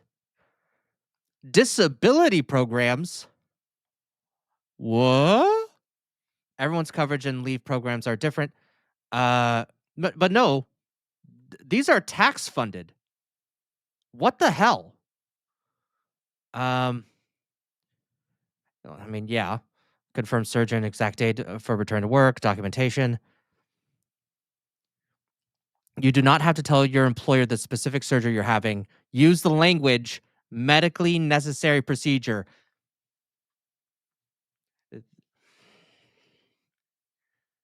There is nothing. Even if you have gender dysphoria, it's not medically necessary at all. If you have a functioning, working body, it is not medically necessary. Look, like I have a coworker that's a trans man, and I respect him a lot. I really do. But when I read this, I wish the best for them. I really wish they wouldn't be going through the process they're going through, but they're over 18, and at least they're doing that. So they're an adult, they can do what they want. But when I read this, I go, no wonder it's sounding so appealing. They're barely giving any downsides to it. Paperwork will either be blank with dates or leave or say aftercare for non-cut. So essentially they're saying, hey, lie to your boss. Hey, defraud the government. Waste taxpayers' dollars. Like someone had the FMLA recently at my work because their grandma died. So they had to be off for a few days. Oh, no, wait, that was for bereavement. But no, someone had to use the MFLA recently, and it was for something that actually qualified for it. I'm sorry, top surgery isn't something that should qualify for that. That's really dumb. Is that important to you? Well, I was a serious runner and bike racer, but mostly I've just. How to talk about your surgery. I'm going to be away from work, school for the next 2 to 4 weeks, recovering from a planned medical procedure. I'm having surgery to improve my health. I'm having top surgery that I'm really looking forward to. I'm really looking forward to being able to blank after I recover. What? Look, okay. In all fairness, your work isn't, I think, legally allowed to know like your medical stuff. But when it comes to tax dollars and it's cosmetic, then I have a problem with that. You have the psycho's photo. Looking for a resume now? Okay. I'm swimming now that I'm 53, so. Okay, so she's not lying about her age. I like to swim a lot, and my son plays volleyball for the high school, so I've been playing a lot. Requesting help and setting limits. What do you want to be a part of your healing process? You'll need at least one person to help you. Top surgery, one person for first 2 to 4 days after discharge from hospital minimum.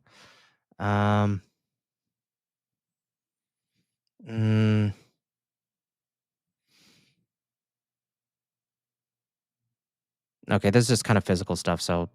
Volleyball, which is good. That's fun. Yeah. Okay, do you work currently? Yeah, I work for UC Davis. Yeah. Okay, what do you do? I am a project manager. Yeah. The mom who's undercover investigating this because they tried to push it onto her daughter, she's 53.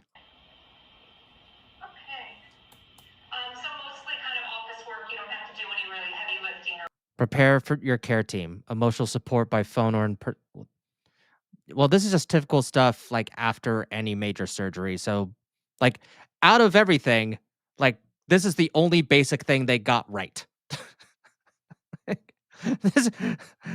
That's it. That's it. Anything like that? No. Okay. And mostly from home, so that's been nice. Okay. And have you ever had any surgery on your breast before? No. No. Okay.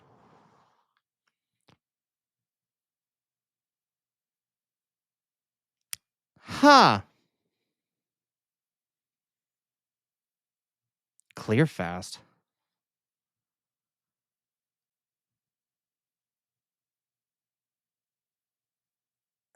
Look, I wonder how much they're getting paid for this. Damn.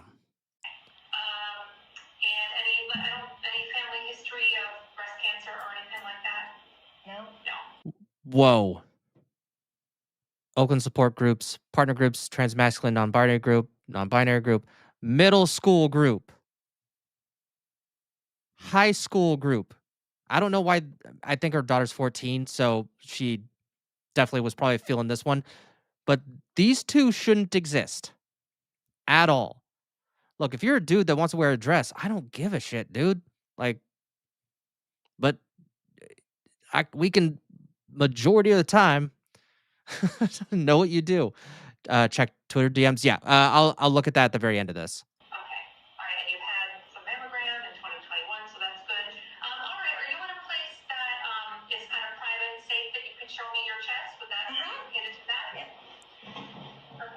Show you right here. I know, it's super awkward. Like this? Yeah, and then, just stand up for me. Okay.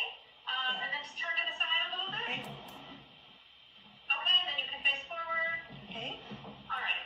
And then you can go ahead and zip back up. That's all set. Okay.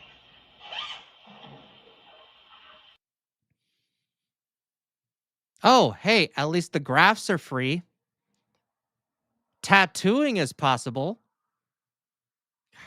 For something that's elective. It is baffling to me. This doctor could be saving a breast cancer patient's life, but instead she's doing this. And what the hell is a buttonhole incision? Okay, I'm looking it up.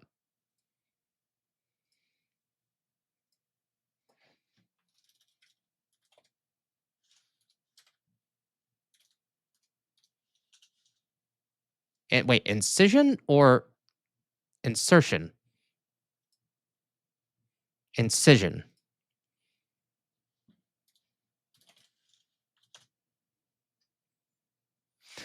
A buttonhole incision is a gender-affirming top surgery, involves circular incisions around the areolas and horizontal incision at the bottom of the chest to remove tissue, preserving the nipple areola complex. So something that you would use for a breast cancer patient.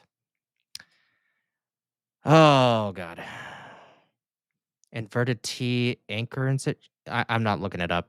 Have you seen photos online of different top surgery or attended the class or anything like that? Mm-hmm. Yeah, I went to the class on Wednesday with Dr. Winnie Tom. Oh yeah, Dr. Tom. Yeah. Okay. Flatness, scarring, nipple sensation. Is it kind of weird? I don't know. Well, it absolutely is, but it's extra weird how like the scarring has been kind of like a badge of honor. Like with these people, like that's just super odd to me. Like the scarring is kind of like a fuck you to normal people. Be like, see how different I am? I'm like, yeah, we see. One other question I forgot to mention. Yeah, we'll go over it here. Would it be important for you to try to keep the nipple sensation?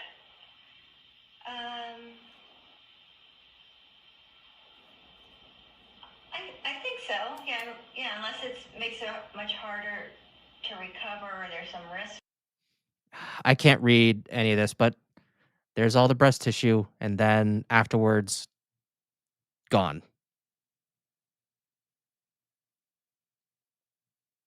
Wow. From it. Otherwise, I would say yes. So the thing, so keeping the nipple alive, like instead of, so traditionally for top surgery, if you have like a very large or you have. I'll look through it first so we can avoid that proctofile.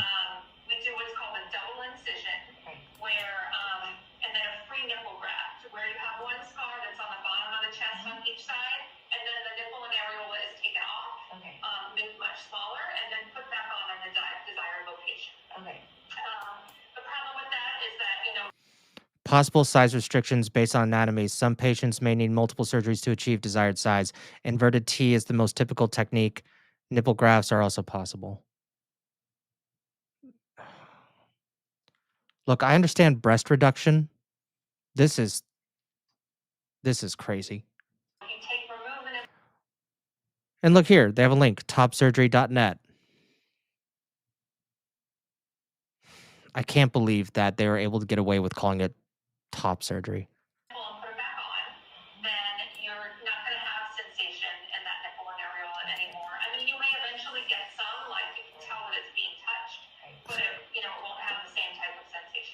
Hey, oh my God, they mentioned something that can happen.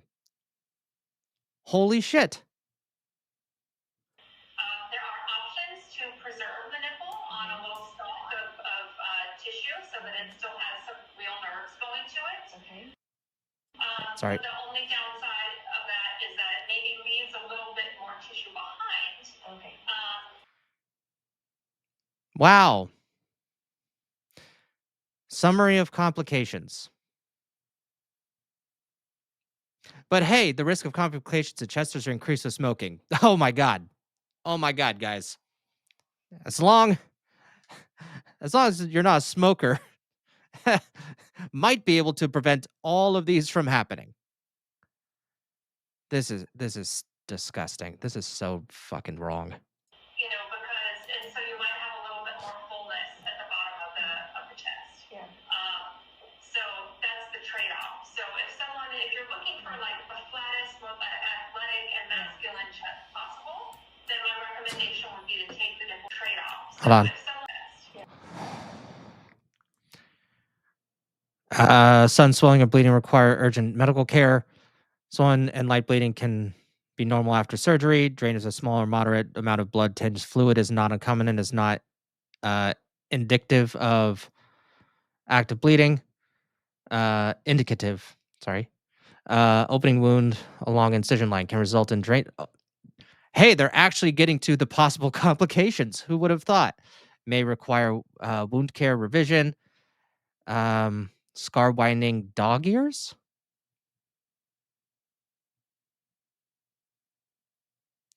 I don't know what dog ears are. Hold on. I probably won't be able to put this on stream, so I'm just gonna look it up off screen. Dog ears, breast surgery. Dog ears are harmless puckers or folds of excess skin and tissue that bunch up at the end of incisions. So like, I think like right here, maybe. So like that they kind of stick out a little bit. That's what I'm assuming that it's implying. So that's the trade-off. So if you're looking for like the flattest, most athletic and masculine chest possible, then my recommendation would be to take the nipple off and put it back on as wrapped. But if that is not as important to you and you would rather just maybe have a flat, maybe slightly rounded at the bottom, but still have your nipple sensation and maybe not have to do as much wound care, you know, because when you do a free nipple. That's a dog ear. What, man? It looks like a bone. It looks like a rib is sticking out. Wait, hold on. I still have it pulled up. So it's loose skin? That looks like something sticking out, like it's like a bundle of cartilage. Okay, it's like a bunching of skin.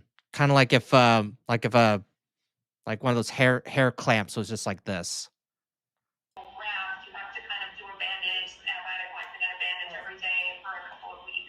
Oh, hey Jay. So this is actually a brave mom who undercover because her doctors were trying to get her to become non-binary, went undercover as a patient to expose them.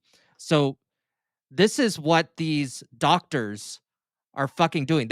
And I'm not joking. Like, if you watch earlier on, Jay, they basically, like, this is the selling. Like, they make it sound like, so she's just clicking through this, just for an audience, but this is a real conversation with a doctor. Like, they're like selling this like a mofo just so that they can get the appointment. Like, hold on. Sorry, I'm going to rewind it for Jay real quick. Yeah, so this is the surgeon saying all this.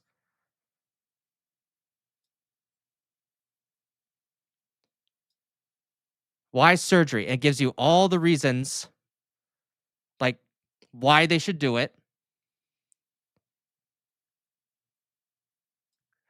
Why you should clarify your personal goals.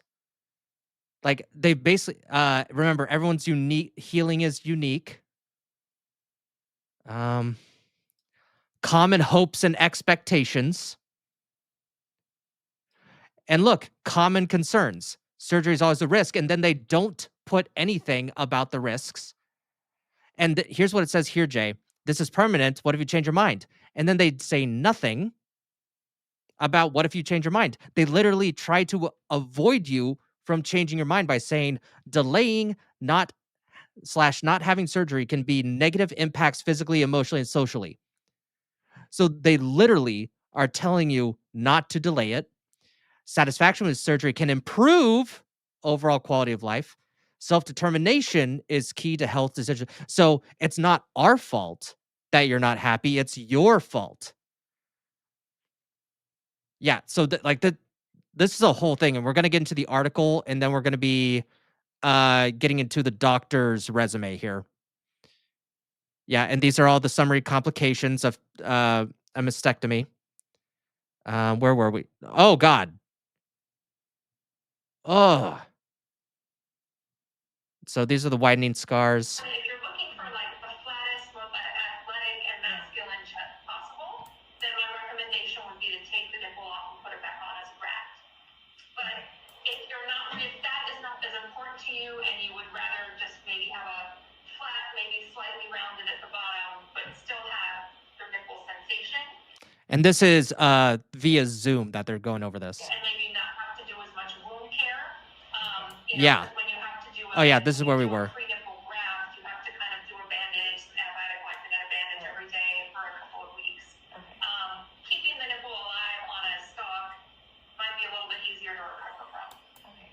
So what's more common, like in your practice or in Kaiser's? Is one a lot more common than the other?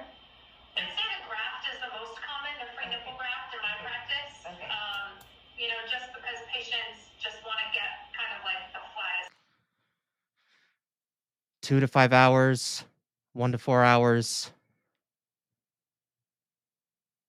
Depending on surgery, you'll recover for 2 to 3 hours. And then after getting one of the most major surgeries of your life, they just send you out.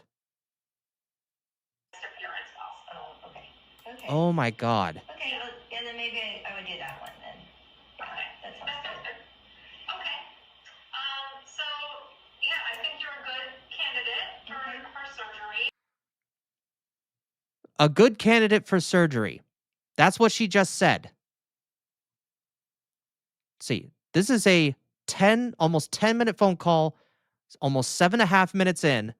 She's a candidate. For a 53-year-old woman, this is insane. Okay, let's take a normal healing. The thing is, like, all these are normal for any surgery. Yeah, except for this one. This one's fairly specific. A tit sensation. But what the fuck, dude? Some of the things that people worry about, if you attend the class, like the dog ears and the extra fat on the side. Oh, listen to this. Because remember, I didn't listen to this before, guys. So I'm discovering this right now. This is her about to go over, like, it sounds like, the concerns and everything. So So let's listen to this. For surgery, you know, some of the things that people worry about, you know, if you attend a class, like the dog ears and the extra fat on the side is not so much of an issue for you because you're athletic and you don't really have a lot of extra skin on the side. So I would expect that your scars, you would probably Oh, during surgery. Okay. But you see how the just, you know, you don't have to worry about that. You probably don't. I haven't examined you yet. You could be athletic and still have a little bit of fat on your sides. Like, what are we talking about here? have two separate scars. It's up to you if you would rather that. There's so many things to think about. It's a very customizable operation. Customizable. Results may vary, though. You know, if you think about it, if you want them to be more kind of like straight or like a Nike swoosh or kind of like two. Why this? Yeah, good point. She said, why is there a squirrel here? This isn't a veterinary's office. You know, like a goal or something like that. What might be helpful is, you know, as you get close to surgery, like look at pictures online and find examples of things you like. Yeah, I have a few pictures. Yeah, and then you can send me secure messages. Oh, and Jay, if you're still here. Oh, there you are. Not only that, hold on. Let's see. Your tax dollars go to this. Complete FMLA and begin SDI paperwork if applicable. Not only that, they encourage, let's see here. Where is it?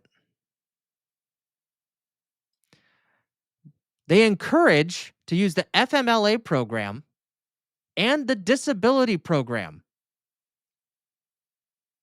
for monetary compensation. And not only that, they essentially tell you, I mean, your place of work, they don't have to know about, you know, surgery stuff, but if you're going to be using disability to go God. And they say that it's a planned medical procedure. Or let's see, I think they say a little bit more. Let's see. Let's see, there was another one here. Yeah, like this is insane. Because you're athletic and you don't really have two separate scars. It's up to you if you would rather that. There's so many things to think about. Yeah, exactly. Customizable operation. Customizable. Think about if you want them to be more kind of like straight or like a Nike swoosh or kind of like two, you know, like a goal or something like that.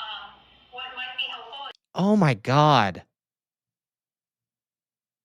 is, you know, as you get close to surgery, like look at pictures online and find examples of things you like. Yeah, I have a few pictures. Yeah, and then you can send me secure messages and with pictures, and that helps me on the day of surgery to design your incisions and. To design your incisions. To design your incisions. Like I was saying before, like the thing that was creeping me out about this is that it sounded like a glow up that like you see girls in movies do. Like, oh, you just need a makeover, you know, maybe you just need to wear different designer clothes. New earrings might help. Like, no, this is her fucking body, and that the way that she's treated. Oh my God. This is so infuriating.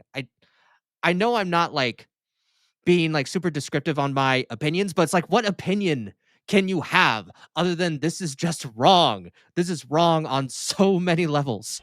You know, try to get you as close to what you're looking for. I obviously can't guarantee that I can exactly replicate a result because everyone's body is a little bit different, but it's helpful for me to know what your goal is. So yeah. A note about binding before surgery. Bind for less than 8 hours a day. Take binder off before you sleep. Binders are not recommended for exercise. Sports tops are recommended for working out. Never use duct. Oh my God. Yeah, it feels like that they're doing an ideal version of glam over. Hold my wine 2024.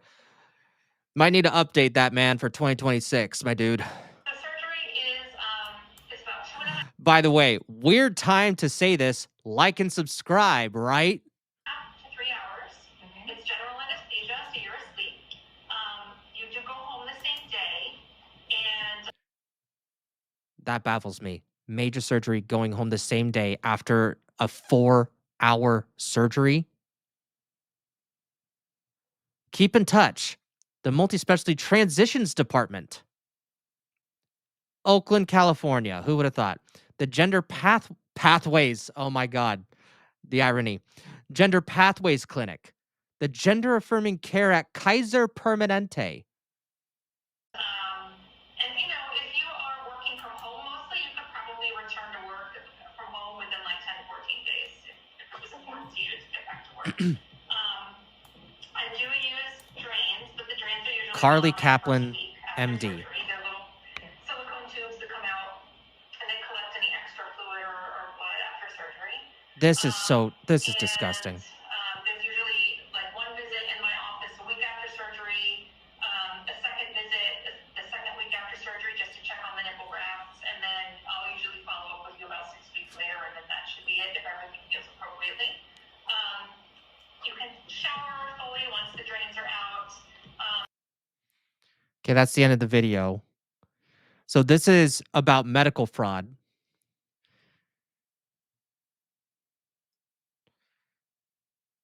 So this is. So let's see. I saw the note from Denise. Okay, let's pause that.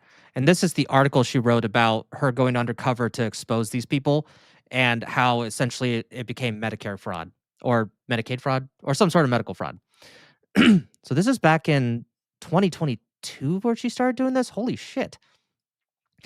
On September 6, 2022, I received a mail from my Kaiser Permanente Davis OBGYN reminding me for routine cervical screening. The language of the reminder stood out. Recommended for people with a cervix, ages 21 to 65. People that have one, huh? I wonder what kind of people have those. When I asked my OBGYN about this strange wording, she told me the wording was chosen to be inclusive of their transgender and gender fluid patients. Based on this response, several thoughts occurred to me. Could I expose the medical scandal of gender-affirming care by saying and doing everything my daughter and other trans-identifying kids are taught to do? Would there be the type of medical safeguarding and differential diagnosis we would expect in other fields of medicine? Or would I simply be allowed to self-diagnose and be offered the tools, hormones and surgeries, to choose my own gender adventure and become my true, authentic self? If I could demonstrate that anyone suffering from... Oh, wait, this is a really long article. So she began educating herself, discovered that the phenomenon in minors, often teen girls, suddenly adopting trans identities because of social contagion, people. Let's see. Increasingly widespread. It even had a name, rapid onset gender dysphoria. Yep. Thankfully, after learning about the potential side effects of blockers and hormones, my ex-husband and I managed to agree not to consent to any medical interventions for our daughter until she turned 18 and be able to make such decisions as an adult. Wait, hold on. Oh, wait, before this is when I'm guessing this. During a routine doctor's visit scheduled for dizziness, my daughter said that she was experiencing. The Kaiser pediatrician overheard her father using he, him pronouns for our daughter. I wonder why. The pediatrician seemed thrilled, quickly asking my daughter about her preferred pronouns and updating her medical records to denote that my daughter was now, in fact, my son. What? No way. Just the hint of maybe hearing something like that? Hold on. Hold on. There's a little bit more to this. Okay, I am 53 years old. My daughter began identifying as a transgender boy and using he, him pronouns at school during 8th grade. Like several of her peers who are identifying as trans at her school, my daughter was a gifted student, intellectually mature, but socially immature. The shift coincided with her school's sudden commitment to and celebration of a now widespread set of radical beliefs about the biology of sex and gender identity. She came out as trans to her father, my ex-husband, and me, through a standard coming out letter expressing her wish to start puberty blockers. She said she knew they were safe. They're not, citing information that she read from Planned Parenthood, the World Professional Association of Transgender Health, WPATH, which is a crackpot. Like, calling what they do science is laughable and disgusting. They take WPATH, all they do is they take advantage of people who have autism and other mental disabilities for their own agenda. And it's sick. It's sick and disgusting. And I wish they would go away or someone to take them down. Because damn, they are not anything close to science. To say I was shocked would be an understatement. I was also confused because this announcement was sudden and unexpected, while others quickly accepted and affirmed my daughter's new identity. I was apprehensive and felt the need to learn more about it. So we got through this. The pediatrician then recommended we consult Kaiser Permanente Oakland Proud Pediatric Gender Clinic. These are 2 words. Pediatric Gender Clinic. 3 words that should not be even close to near each other. Actually, it should just be Pediatric Clinic for children, no matter what gender, where she could get further information, gender-affirming treatment. Now, I was the one feeling dizzy. Okay, so she began educating herself. They agreed not to do any medical interventions until she was an adult. Good on you, parents. Good on you. Over the past 5 years, my daughter's identity has slowly evolved in ways that I see as positive. Our bond, however, has become strained, particularly since I began publicly voicing my concerns about what many term as gender ideology. Following my daughter's 17th birthday family celebration, she sent me an email that evening saying that she would be cutting off contact with me. They separate the parents. That's what they do. They separate the parents. Actually, that's a good idea. Yeah, we're going to do that. Thank you, Jay. So we're going to go to Grok, and we're just going to... Okay, let's see. Yeah, jailing these people, that's the least of the worries of what I wish would happen to them. Give me a breakdown of this article. It's too long.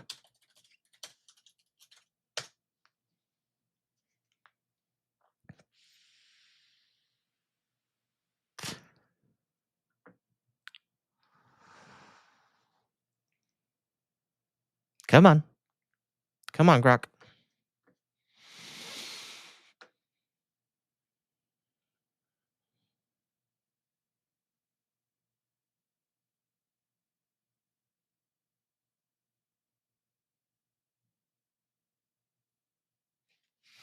Do. Okay, there we go.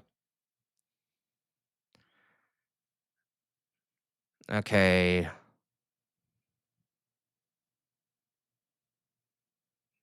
Tomboyish woman. 3. And okay, I might as well just skim while I was doing it. So gender transition, activist constantly claiming. Man, this is a long article. Oh wait, this is something.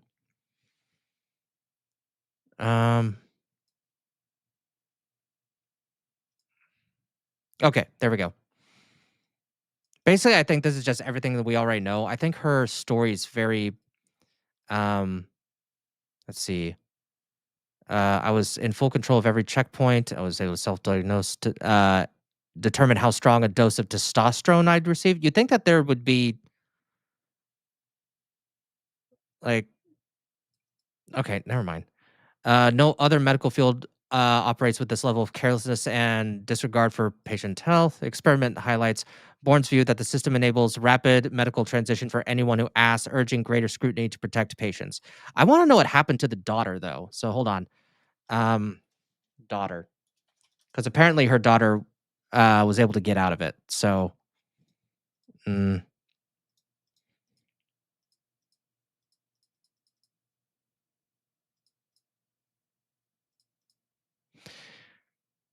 Oh. What the?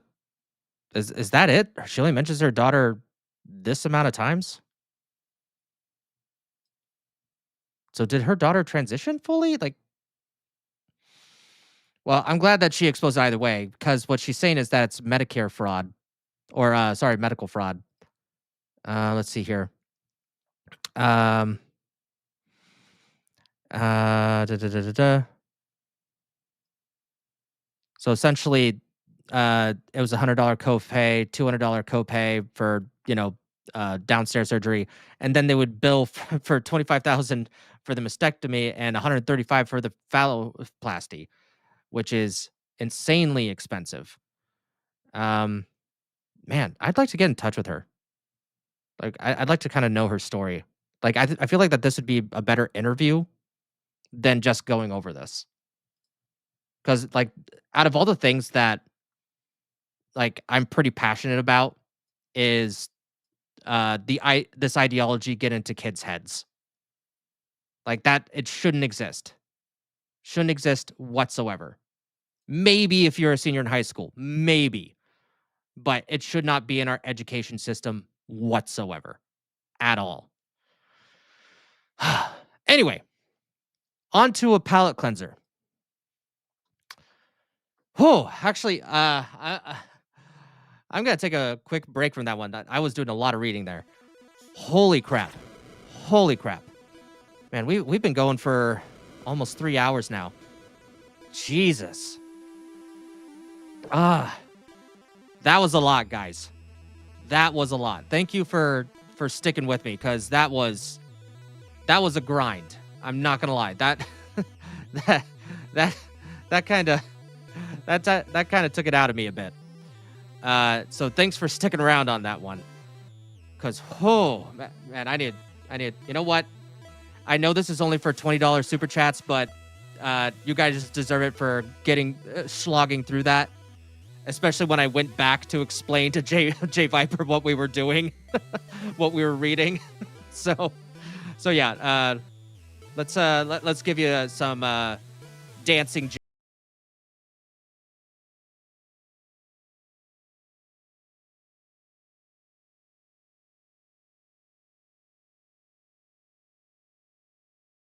I wish it was a little longer. I should have gotten a longer clip. I think the AI I was using would only do 10 seconds at a time. And dude, making that AI, I also made one for J Viper. I think he's, I have a feeling he's going to be using that in his streams too. Let's see. No, I'm not gonna pull it out right now. Pause. But yeah, using that AI, because it's such a good AI, and it uses several different ones to get different results. It's called Open Art, and I was using, what's it called? Hold on, let me take a look here. Open Art. I did video to video. Kling. Kling. It's using, it's not the news version, but it's pretty damn good. Wait, you're JT? No. This is... No. Yeah, I made one for Jay. I'd have to open... Well, actually, wait, I can do that. Hold on.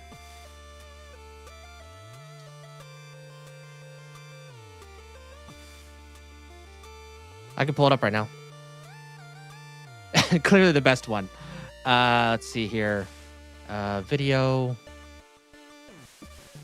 Video to video. I believe it's this one.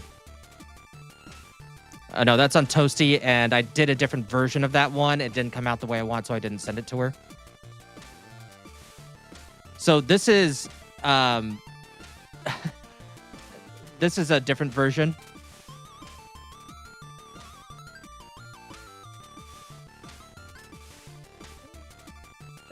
You see his hands. I didn't use that one mainly because of that, but also wasn't doing the other stuff.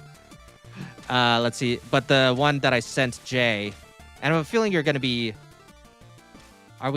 What are we eating in these? Nobody? Oh, so what happened is that I accidentally messed up. So for Smash JT's, I did that, but I had him put wine and a cannoli because he's Italian. And when I did your prompt, I forgot to take out the wine and cannoli. Oh, you can't see it? Oh, oh, right. There we go. Sorry about that. So this is the...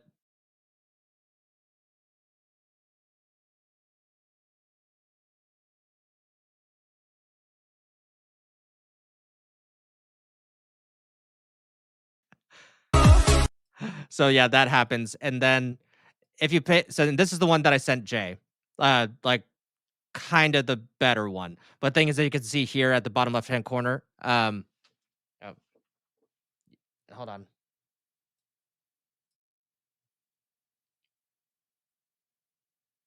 I ran out of credits because it's 400 credits per video for 10 seconds. So I didn't really use a lot. But here's the one I did for Jay. Now watch that. He's eating the cannoli.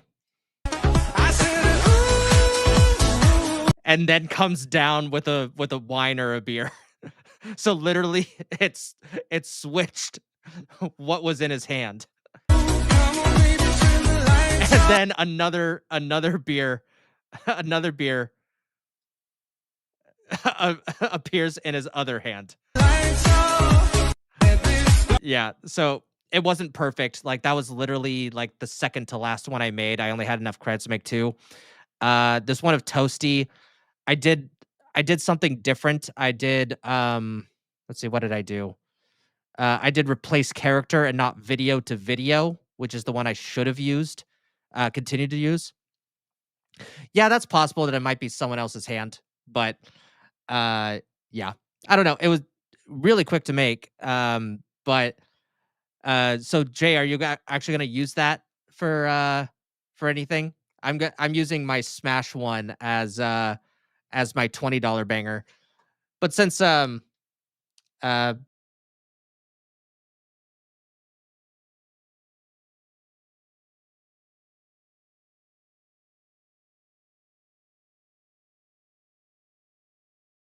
I don't know if that's a cannoli, but I thought of wine, but I'm like, oh man, there should probably be something else in his hand. I didn't even think about pizza. It's like right there. No, right there, nobody. Right there.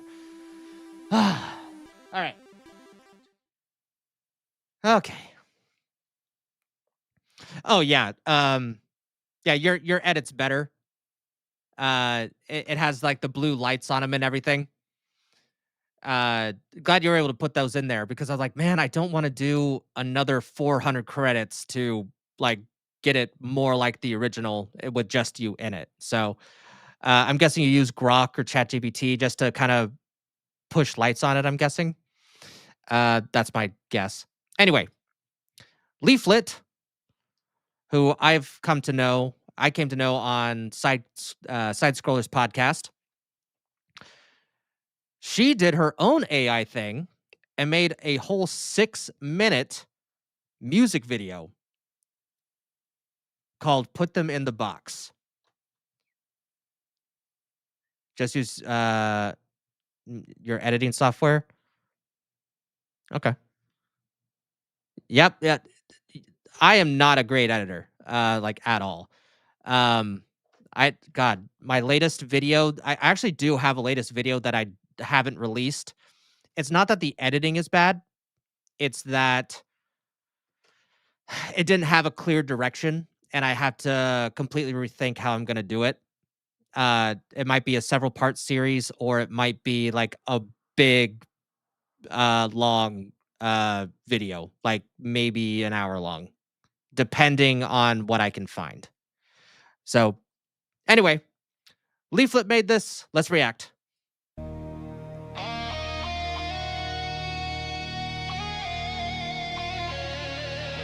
The Roach King himself.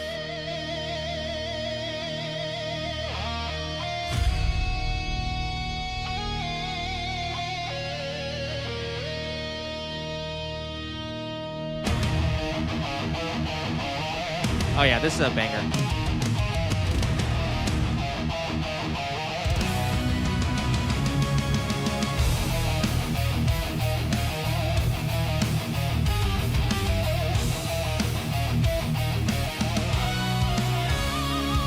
So as you can actually see, because I did work with the AI, my AI a little bit, majority of the time what you have to do is, and I saw this a little bit at the very beginning, is that you'll see that these clips are like 5 to 10 seconds at a time. Some of these she's going along with the beat on, but you'll see some transitions where it's like 1, 2, 3, 4, 5, and then it kind of transitions again. So just something I noticed. Kaya. The screen glows blue in a room of dust and mold. Another death threat, another story told. Eat shit and dies as the ghost behind the mask. They want me Hey, I think that's liberal hive mind. murdered. Is that such a heavy task? Some she they freak with a mental fucking hole. Wants to see the maggot swallow up my soul. You know what's weird? After watching and going over that last story, this is more appealing now.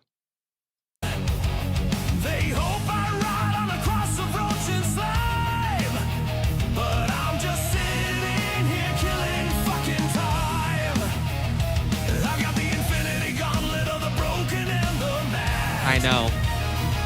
The diaper sexual furries there. Oh, God, I can't believe this shit exists on the internet openly and proudly. All so fucking sad.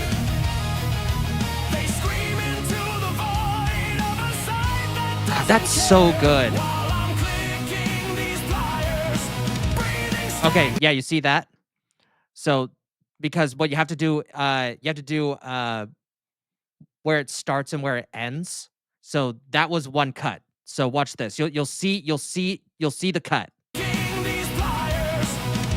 See that little skip there? So put 'em in the box. Let the walls be cold and white. Throw the keys away. Rev says Desu, if I could say his name right. And just like Jay Viper, he loves his wife very, very much. Institute lies the rot. Let the asylums rise again. I'm the harbinger of logic. The I believe that was Andrew Wilson. surgeon of Nux Taku. the world will be a paradise. A clean and silent land. Frolicking. Lots of frolicking. Retard is down to heavy hand. Yeah, put 'em in the box. Yeah, dude.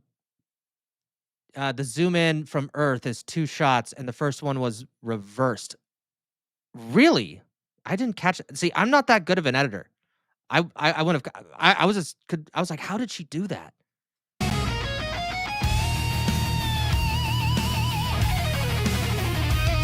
Blue skies assess. And like through AI doing like the camera motion, I have no idea. For where the moderation's limp.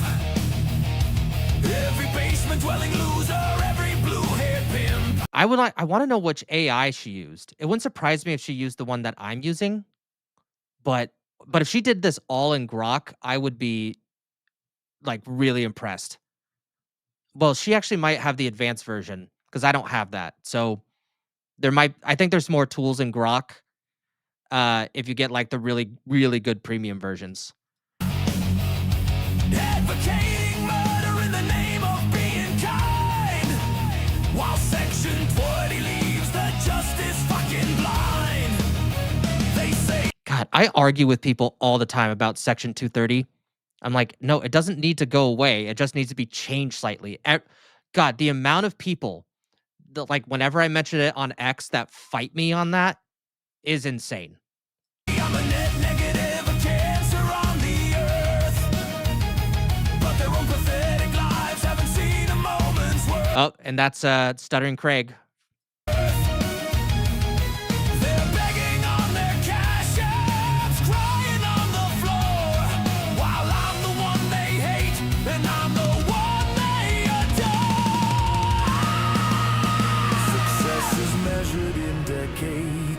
the prophecy of doom. If you strike me down today, you'll be singing a I like how this is kind of like Jesus, but like if Morpheus from the Matrix kind of happened, it reminds me of the cave.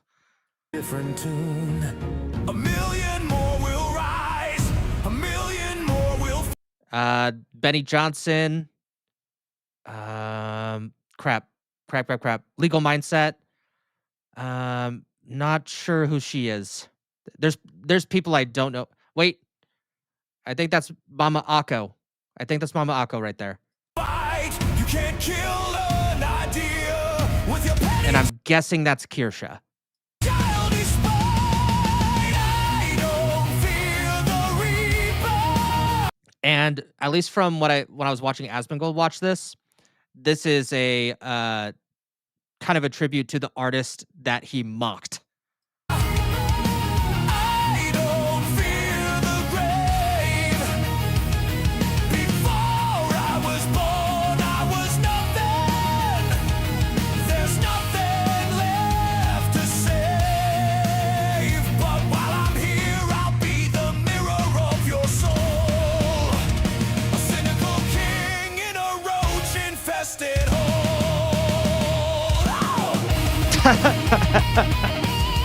Wait, hold on. Just to rub it in. I love it.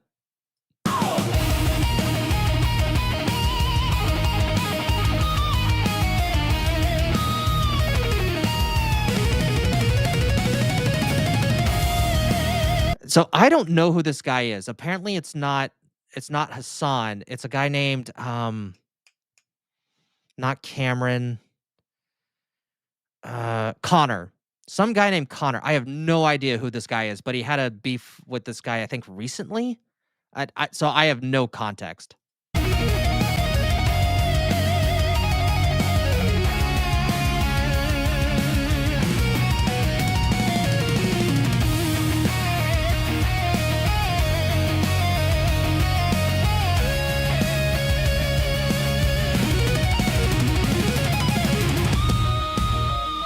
White fragility.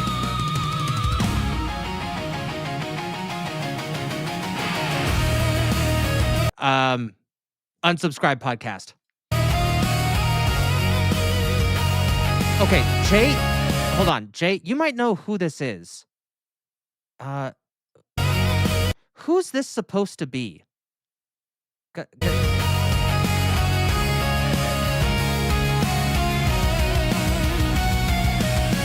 Warren Smith, and there's Destiny.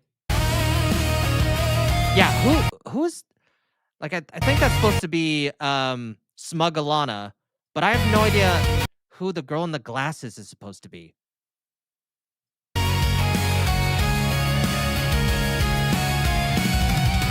put 'em in the box. Let the walls be cold. Nick Shirley, Somalians on pigs.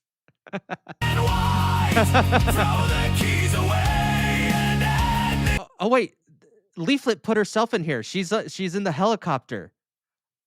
I missed that the first time. Yep, that's her. I bet you that's her. That's my guess. I have no idea who Valens is. Institutionalize the rough. Let the asylums rise again. I'm the harbinger of logic, the surgeon of their pain. The world will be a paradise. See, getting the fighting here. Like I want to know how she got this. I think she did release a video like step by step, well, not step by step, but kind of how she made it. I haven't watched that yet, but I would really want to know because I'd like to do something with like kind of like our crew, like Jay Viper, Smash IT, myself, Toasty, Problematic White Guy. Because I have this idea of I've only thought of one move, but it would be great if I could take one of Smash JT's lines where he says, I need money, I just do, and make that into like his version of a Kamehameha. That like a ball that turns into money and then he shoots it at someone. I think that'd be awesome. Oh, okay, that makes sense. When every screaming retard is Delta A cockroach. Punch.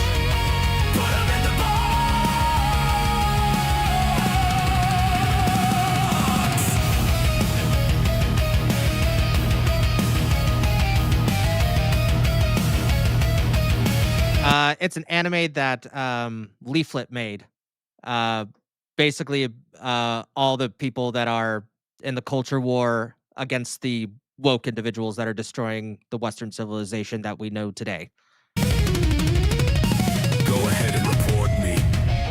I'm an irrelevant retard. Right? Maduro, Johnny Depp. That's what you said. But you're still watching. You're always watching. It is what it is. I like the Super Saiyan Goku teleportation. How much is it? Dude, she's at 200,000 views. I should probably share this with you guys. All right, here you go if you want to watch it on your own time, because it's fucking big. I think this is like probably one of her biggest videos. Because she usually gets, at least from what I see, like 20 to 60,000.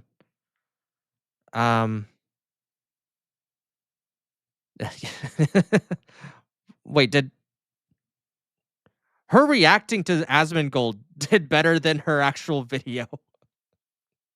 Because of course it does. But hold on, I think it should be. Let's see here. Yeah.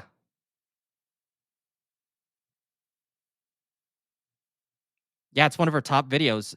Dude, she's gonna have a great month with just these two videos. It's fucking awesome. Good for her, man. Good for her. And right now, she's getting 1,000 views per hour. So it oh wait, it's so yeah, this is definitely gonna overtake this one. Oh, wait a minute. Wait, hold on. No, this is getting 711. This is getting 955. Whoops. I accidentally switched them. Man, she's gonna have a really good month. Yeah.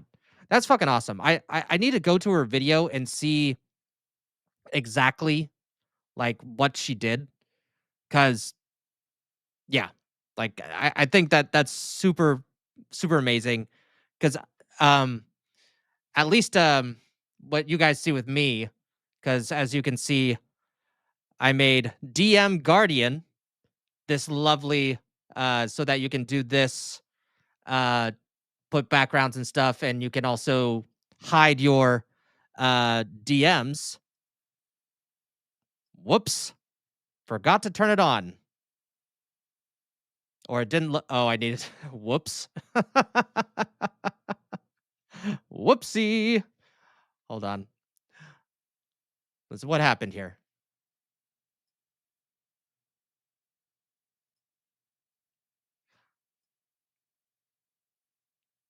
Yep. Whoopsie. So that you can have your DMs guarded. Whoops. Forgot to turn it on. But yeah, you can put video here to hide your DMs. When you turn it on. God damn it. Gonna have to.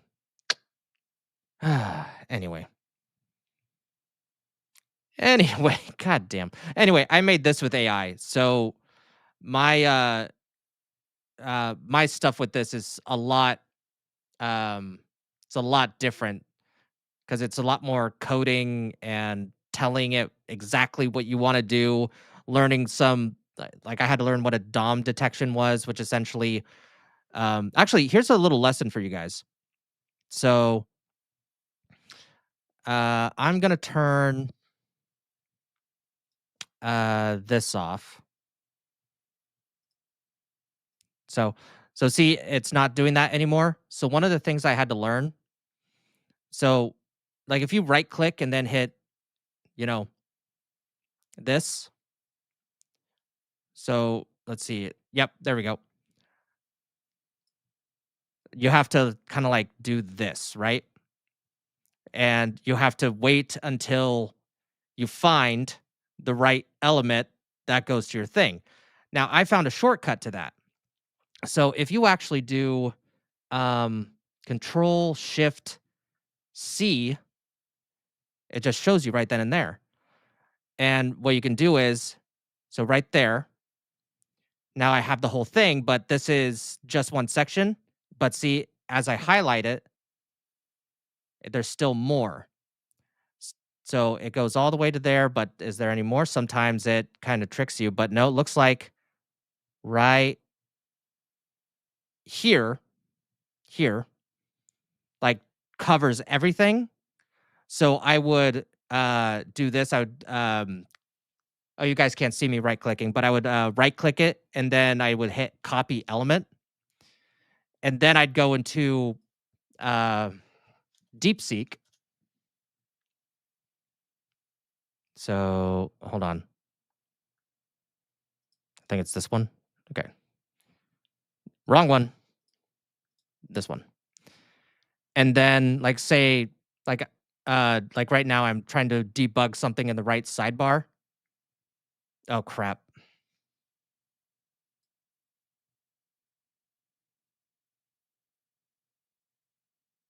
Crap.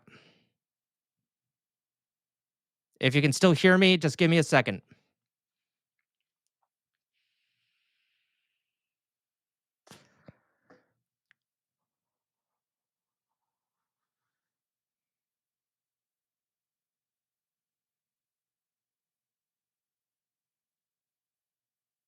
Okay. Okay, we're still here.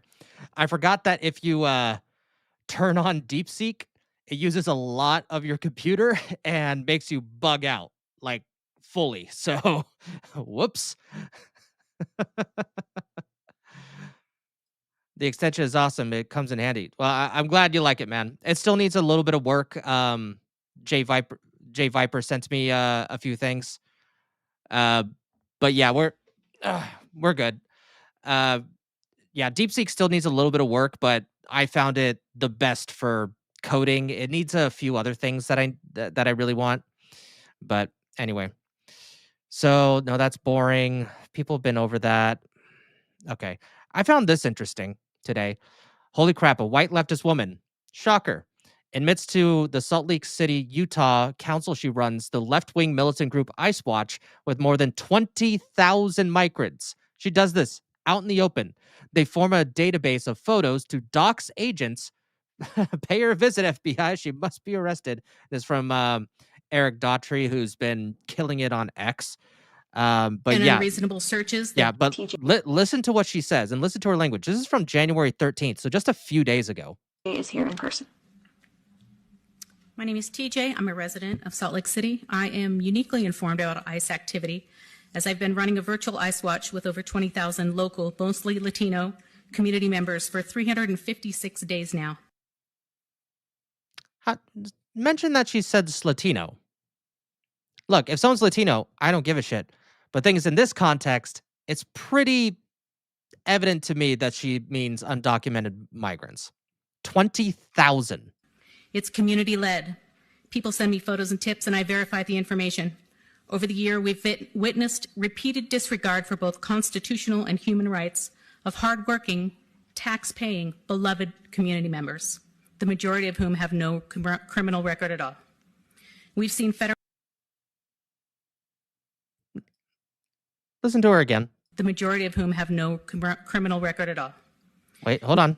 Tax-paying rights of hardworking, tax-paying, beloved community members. Community members, guys. Community members. She's avoiding the word citizen at all costs. The majority of whom have no criminal record at all. We've seen federal ICE agents lie repeatedly about incidents. Face masks. To try and drum up federal charges. We've seen them force random store customers to lie on the ground and hold them at gunpoint. And we've seen them kidnap a woman with legal status to get her husband to surrender in her place. You won't hear most of these stories because families are too afraid to share. Be afraid. Actually, even better. Use that feeling and leave. That's what they should do. Self-deport. You get some money from it. in all honesty, and you might actually push back on me, guys. By the way, chat, I'm not seeing you come up here. You guys still alive? Just want to make sure you're alive and that everything's still working. What was I saying? Yeah, Lee, the thing, okay, yeah, this might be controversial, but you know how they get like $1,000 or something like that if they self-deport? Give them $5,000. I'm not even joking. Give them $5,000 and get the fuck out. I think that will save so much time that way, because the more people that self-deport, the better. Okay, we do have. Okay, good. You're all here. But yeah, that's at least my thoughts on it. I honestly think give them $5,000 to get the fuck out. The more money, like if we give them, give them a raise to leave, because once they leave faster, our economy gets better. More housing, more jobs to actual citizens and people who've migrated here legally and don't pawn off our taxes.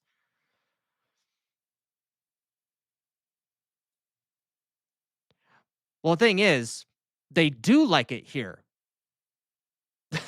See, that's the thing. They complain. They complain a lot, and that's because they don't integrate into society. They come here like, oh, I have the freedom to do anything I want. I'm like, no. Freedom with our morals. Like, you can basically do whatever you want. Just don't fuck us over. Don't tell our kids to transition. Don't kick. What's going on in Minneapolis? Like, the amount of mosques that's come up has like doubled or tripled since for the last like 6 years, something like that. Like, no. You don't get to change our culture. There's a difference between changing our culture and adding on to it. And honestly, the only, and this is my personal opinion, just bring your food. That's it. Bring your food. We'll eat it. But guess what? That's not enough to stay here. You actually have to integrate into our society. And while most incidents happen on the West Side, even the ones within Salt Lake City violate people's Fourth Amendment rights against warrantless, racially profiled stops. Racially profiled means pattern recognition. I'm sorry. You've seen Nick Shirley's videos. If you've seen his videos, you could probably tell the difference between a Somali and like a Black American. It's pretty. There's a whole different facial structure going on there, guys. I don't know. Call me racist. And unreasonable searches, they violate their Fifth Amendment right to due process, and they lead to detainment in deplorable, inhumane confinement conditions, where they are cold, hungry, dirty, humiliated, disrespected, and worse. I believe we're being shielded from what's happening in blue states like Minnesota by our blue dot status within an otherwise red state. I understand you think you're doing all you can, but there's still more that Salt Lake City and SLCPD can do. I'm running out of time, but I'll be sending a follow-up memo tonight with specific actions you can take. Thank you for your... I just can't believe that she just brazenly just admitted to all that. That's kind of hilarious. Hold My Wine 2024. As a New Zealander, I fully support what's going on over there, but it does scare the bejesus out of me. In what way? Because yeah, I can understand it. Like even from like the liberal side of things, I do understand that they're overreacting to the point of lunacy. So it's scary in that way. No constitutional rights for illegals. Yeah, that's true. I mean, yeah, for illegals, they don't have any constitutional rights. Like, rights are kind of still protected, even over visas and everything, but it's not a guaranteed thing, because just like Marco Rubio and Trump have pointed out, that like if you like fuck up, like we could just send you back. Like we don't have to go through the courts. We could just send you back. You're doing something we don't like, get out. Bye. But anyway, I can understand like the left's point of view. It's lunacy, but I understand the left's point of view. When it comes to normal people, I'm not even saying the right or Republican. I'm saying normal people, even like actual centrist Democrats. Like they know that this is complete lunacy and that ICE needs to go in there and bring these people out of our country. And hey, and some of these Somalians, actually a lot of these Somalians, got in legally, like through God, I can't think of the word right now, through refugee status. But kind of what happened was, like, it's kind of weird how they grew so quickly. At least the theory is that it's through chain migration. So, brother gets here. It's kind of the same with Ilman Omar. She got here. She needed her brother to get here, married her brother so that to get here, then was able to get more of her family in there. So that's what chain migration is. But and then like as I was saying, on the normal side of things, like they need to get out. That's it. They are causing problems. You can call it racial profiling, but I'm sorry, race has nothing to do with fraud. Race just made it a little bit easier to point it out. Sorry. Not sorry. Good to get that off my chest. Anyway, what is next? Okay. Actually, I wanted to go through there was something I wanted to go through. Okay. Yeah, I wanted to do this before this. So, Moist Critical, also known as Penguin Zero or Charlie White, he had some interesting takes that I actually wasn't expecting, because here's my thing about Charlie. He is a pretty level-headed creator majority of the time. At least that's what I think. Majority of the time, he's a level-headed creator. When he starts talking about politics, that's where he doesn't do so well. Like one of the things that Sneeko was able to get a jab on, pretty rightfully so, was his transgender comments, almost a year ago? And then he decided to kind of jump in again. And this is what he said. You speak on Renee Good? You mean like in a video or in general? Because that shit is horrible. I still can't believe that anyone thinks that that was defensible action from ICE.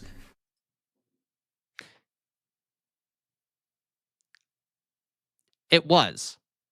And see, this is kind of what I was saying before, is that for some reason, everyone is like, these idiots are looking at ICE and they're essentially not viewing them the same way that they need to view police officers. They are federal officers of the law. They just have specific tasks. Their task is very specific: to get illegal migrants out of the country. That's it. That doesn't mean that they don't enforce any other part of the law. Like if you ran a stop sign, they could still stop you, because their job at the end of the day is still to uphold the law. Now, as we saw in that video that was taken by the officer who got hit, he went around and he was just, gathering evidence. That's all he was doing. Now, let's hear a little bit more from Charlie here, though. But as for a video, I'm not sure yet. I was going to do like a bigger one, but I just haven't yet. Oh, I doubt he's going to be doing a video now.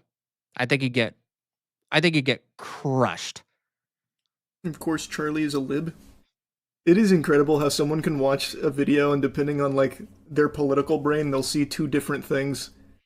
Yes, you saw a different thing. Like, you literally just made your own point. An ICE agent putting himself in front of a vehicle. At that point, the officer had no indication that she was going to run him over. Like, she wasn't necessarily at the time a threat to anybody. she was just a nuisance blocking traffic, which they probably ran into 50 times before for the last week. And something like this did not happen. She was not just dropping off her son at daycare or school or anything. She was impeding traffic. And we will get into him being in front of the car in a moment. When the vehicle starts moving, putting himself in front of the vehicle, like the least smart thing ever. That is like the anti-protocol. I will say it probably was not the smartest thing in the world. Like, I will agree with him on that. Not the smartest thing in the world to put yourself in front of the vehicle. But as I stated before, he didn't have any reason at the time to believe that she would run him over. But we shall continue. And when the vehicle moves and turns to the right, just immediately starts blasting, then it's like, yep, justified. Wait, hold on. Let's have him say that again. It's blasting, then it's like, yep, justified. And then turns to the right. He could not see that. The thing is, under the law, it's the perspective of a reasonable officer. He was in front of the car. If you stand in front of a car, you cannot see the tires. And that was proven in his cell phone footage, that he could not see the tires. And either way, he was hit. He had internal bleeding. And this came out during that time. So either you didn't believe it, didn't know about it, or ignorant of it, or just didn't care. Just immediately starts blasting, then it's like, yep, justified. I don't know how anyone watches that and think that that's fine. Okay, so Charlie, if I'm in a crosswalk and I'm walking across the street and the light is red and I'm armed, if someone is moving towards me unexpectedly, what should I do? Who's breaking the law? The person driving towards me to hit me. They could be turning right. They could be turning left. Hell. Oh, hold on. They keep saying inactivity, but I'm right here. Shit. So yeah, like then what do? I purposely went across the street in the crosswalk, and this person for some reason decided to move forward at top speed and maybe tried to avoid me left or right, but they were still going to hit me. May have not been their intention, but I have a right to defend myself, just like the officer did. What you're saying is absolutely asinine. In a sane society. Because it was justified. Whatever, brother. You got a crazy set of eyes on you, man. What would you do, Charlie? We know that you have a bunch of guns. You had a gun. If someone, even if it's 5 feet, 2 feet, like what's the correct amount of feet before you're allowed to defend yourself at a 4-ton moving vehicle? I would like to know. I would like to know. Would have been more okay if he was 60 feet away? I just want to know, Charlie, because I don't think you've thought this through. Pre-order the Trump phone. That shit's unhinged. I'll tell you, if this happened on Joe Biden's watch, it would be a very different tune right now. If an American citizen got gunned down in her fucking car because the agent put himself in front of the vehicle in the first place, I tell you, I think you'd be singing a different tune. What does the president of the United States have to do with what happened? People would still have their opinions on it, and the facts don't change. Not even a little bit. She was impeding officers on the road. Was he in front of the car? But guess what? Did she have the right to run him over? Regardless? Like, yes, you can say that it might be. Like, just to humor your argument even a little bit and all these other fucking weirdos that are agreeing with you. For argument's sake, was she allowed to just hit him? Because that's what you're implying, Charlie. That for some reason we'd be singing a different tune if Joe Biden was still president or if it was Kamala Harris. But that still doesn't change the fact that she put her foot on the pedal towards him. Now, do I wish that that was something that happened? No. I think it was something that was avoidable. But within circumstances, within reason, the officer had the right to defend himself. There's nothing else you can say about that whatsoever. Dumb situation, but maybe don't drive at police officers. Again, brother, you're surrounded by masked dudes giving you a bunch of different conflicting things. It's a stressful situation. People panic. It's normal. Yes, it is completely normal. But the thing is, intention doesn't matter. I work with people with intellectual developmental disabilities. I know that, especially for two of the people I take care of, if they had a gun in their hand, they wouldn't intentionally shoot me. They wouldn't even know how to use it. But that wouldn't prevent me from disarming them if I could, right? I mean, because I don't have the wherewithal to use it, I'd have an advantage there to get it out, but I would have to be careful, I'd have to be swift, or I would duck and hide. But he didn't have that opportunity. He had a foot and less than a second, and he still got injured after shooting her. You're not supposed to do as an officer is fucking put yourself in front of the vehicle in the first place. That is entirely on him. Yeah, it's not the smartest thing to, like, drive away from a scene or anything, but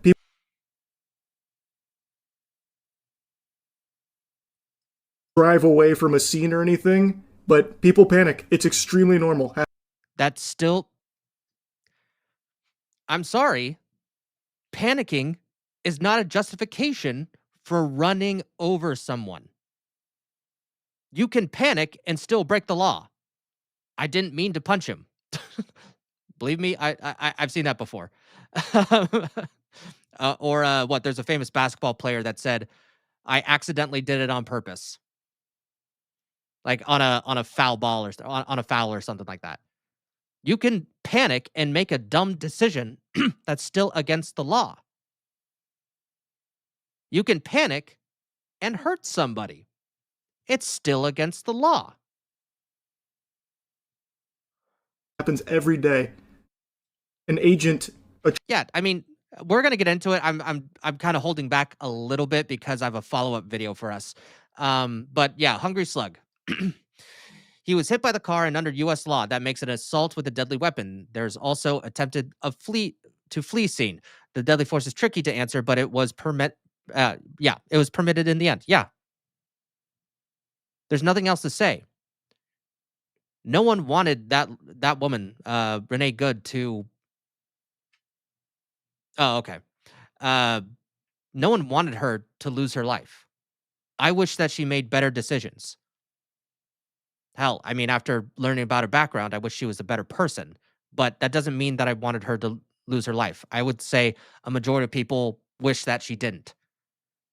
But that's not gonna stop me or everyone else from making fun of someone who did something stupid.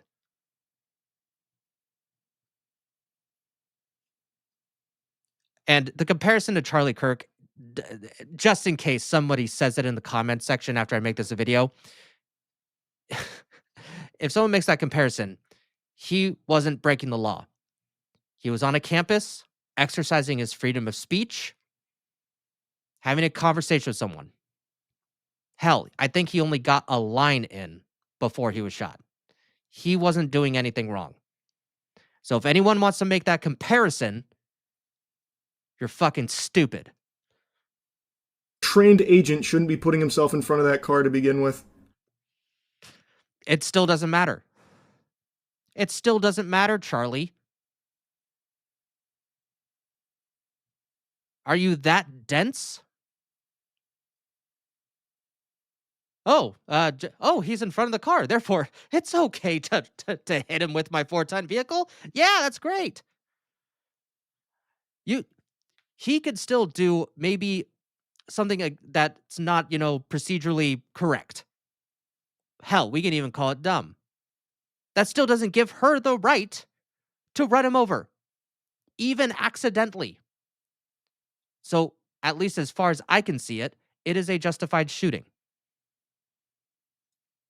Awesome politics on the line. I don't view it as political. I don't know. Oh, but you mentioned Joe Biden. So it's not political, but the facts are the facts. But you're also saying it's not political. So which is it, man? Dude, you're usually really articulate in your videos, and even when you're on live stream. I'm still working on my articulation when, that's ironic, articulation when I'm doing live streams, but that's a live and you learn thing.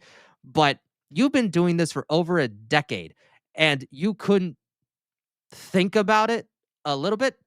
Hell, I saw it. There wasn't even anything to think about.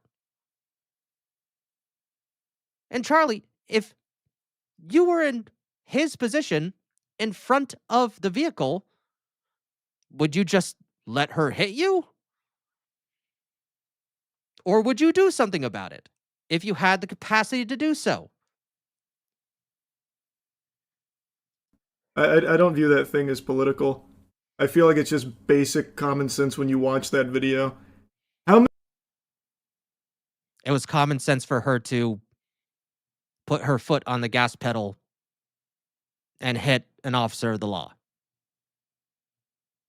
I don't think anybody should call that smart by any means. How many police stops do you see of a police officer then getting in front of the vehicle with his own body, with the suspect still behind? The vehicle wasn't moving when he got in front of the vehicle.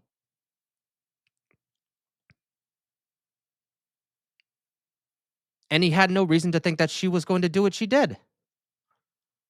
Behind the wheel of the car. Probably close to zero. Do you know why? Because it's not real protocol. Protocol doesn't matter. You can still break protocol, and the person who ran you over is still the one who committed the crime. A protocol is not a law. Fucking moron. You gotta be a fucking moron to do that. You'd be a fucking moron to think that way, you fucking moron. And yeah, again, driving away, not the smartest thing in the world, but it's very natural for people to panic in a high-stress... Oh, it's natural. It's natural because it's in a high-stress situation. Therefore, okay to run over a police officer. Great. Very great argument there, Charlie. Picture perfect. Love your reasoning there. No, that's stupid. It's incredibly stupid. When you run into police officers and they tell you to do something, you fucking do it. For your safety and for theirs. They're the ones with the guns. Why would you break the law? Like, let's put even just naturally. Let's take the law outside of it. Let's just say they're just some, horrible, like militia group. They're the ones with the guns. Why would you do that? That's not a smart thing to do. A situation with a bunch of masked dudes surrounding you and shouting and shit at you. It's still, God, you can make every excuse you want for Renee Good, Charlie, but she still hit an officer. Either way. She hit the officer. I feel like I'm a broken record here, guys. It happens. You should never put yourself in front of that car to begin with. Yeah. It still doesn't matter. He could fuck up and she still broke the law. I don't know how many times I have to say this, Charlie. I don't even know. I'd like to see what your chat was actually saying, because wow. Gotta be a fucking idiot. Looking at one. Hold on. Looking at one, Charlie. I'm looking at a fucking idiot.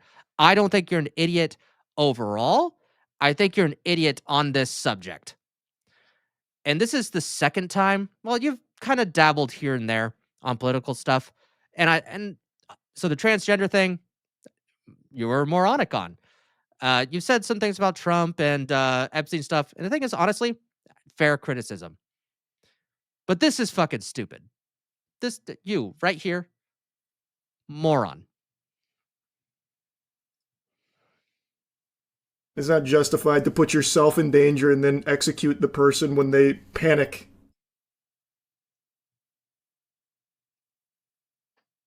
You know, she also didn't have to move the vehicle.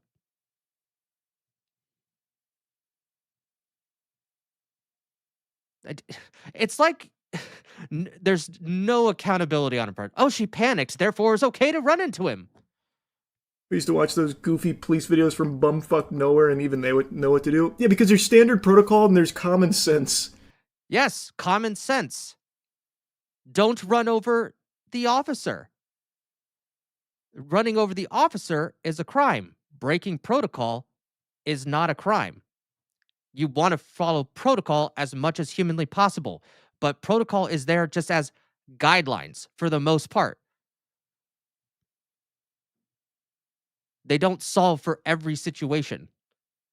And it's also not against the law to break protocol. So if you want to have the argument here, you can't go to court for breaking protocol. You can't get arrested for breaking protocol. As long as you're not doing a crime like she did, then it's a justified homicide. No ifs, ands, or buts. And we're going to go there with the uncivil laws video here in a second. Nowhere are you taught to get in front of a vehicle of a suspect and like try and block it with your fucking hand like you're using the force or something. Fucking stupid. I'm not even gonna justify that. Anyway, here's uncivil laws video. Great video. Has 84,000 views. I'm gonna go ahead and just send that over to you guys so that you can subscribe to his channel. But so this is more so about Legal Eagle because he had a video come out and he was basically Charlie, but in a legal stance.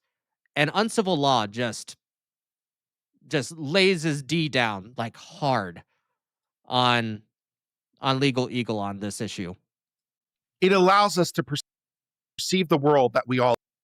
The human brain is a wonderful thing. It allows us to perceive the world that we all live in, but it can only process information so fast.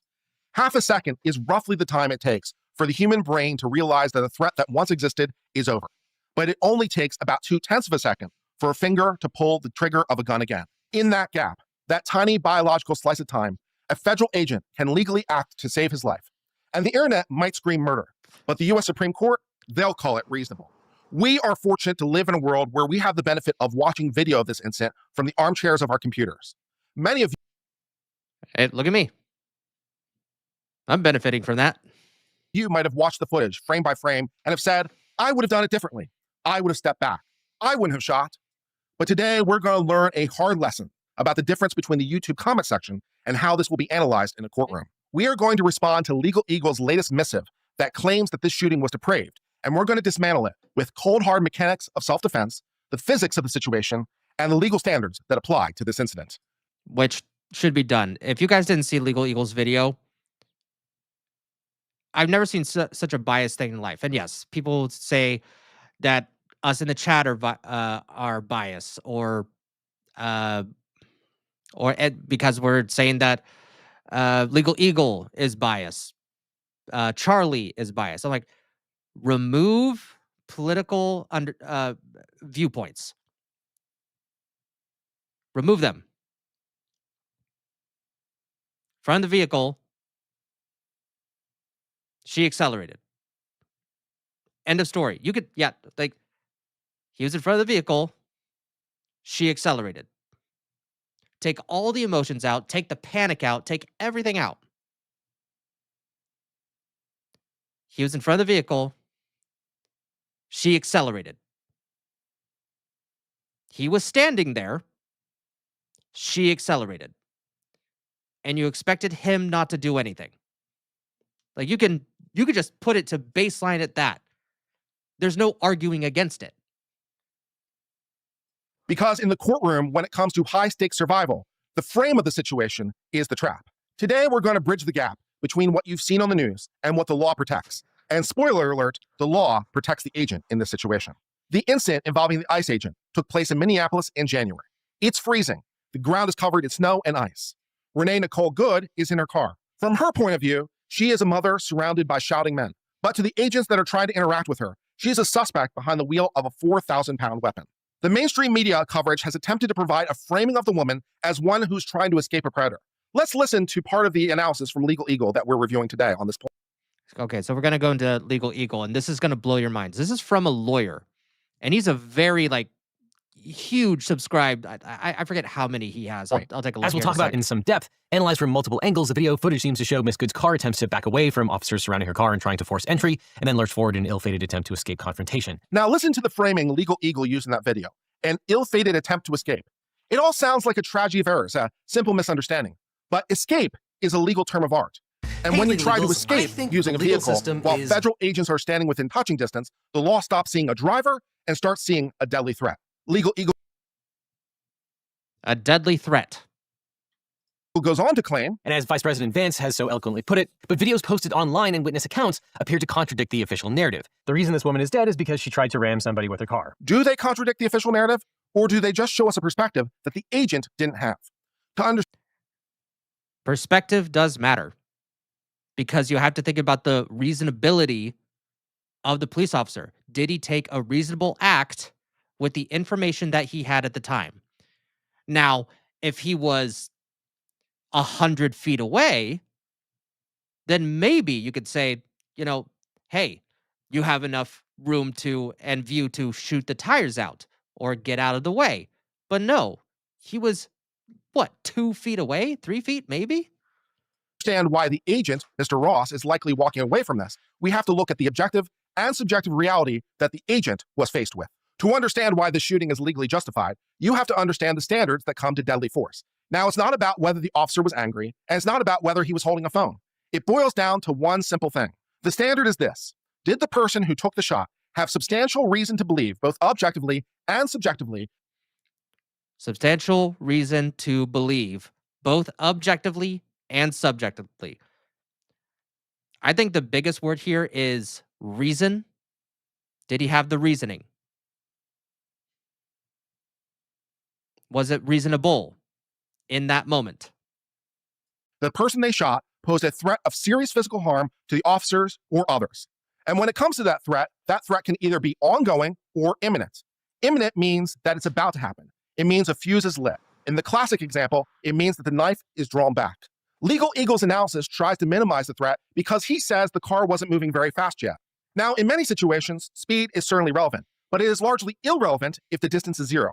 A car moving at a mere 5 miles an hour covers 7 feet in 1 second. And if you're standing 2 feet away, you have less than a third of a second to make a decision on how to save your life. And that simple temporal... Yeah, 5 miles an hour and you're not paying attention. You fall over, you trip, you get drugged over by the vehicle, which not at the same speed, but it happened to this officer as well. Man, I remember, so long time ago, I was in middle school. There's a show called Boston Public. And one of the teachers, they found out that one of their students was doing street racing. So what he did was he was able to get a crane and a car from an impound that was being donated to the school for this project. So what he did is he had the crane go up and dropped it so that it was going 35 miles an hour. Wasn't very high. It was probably maybe 20 feet high. So they did the math, and because it was a math class, completely destroyed the car. That was just 35 miles an hour. Even at 5 miles an hour, it can still kill you, depending. If you maybe were hit 5 miles an hour and you got on the roof of the vehicle, you might get a bruise, probably.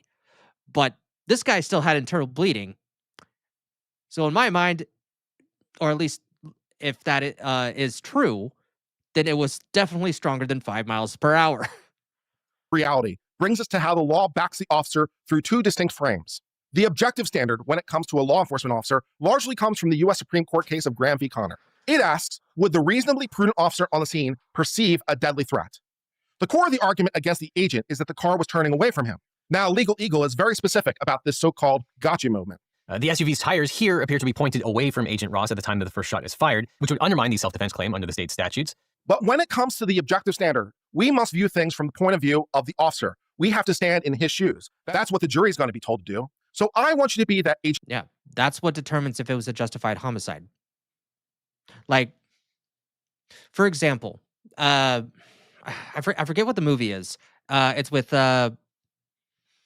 Kirk Douglas, I believe, and he plays as this. I think it was called One Bad Day. I forget, but he plays a guy. He's wearing horned glasses, and essentially, he just decides that day to screw it, and he kind of goes on a rampage.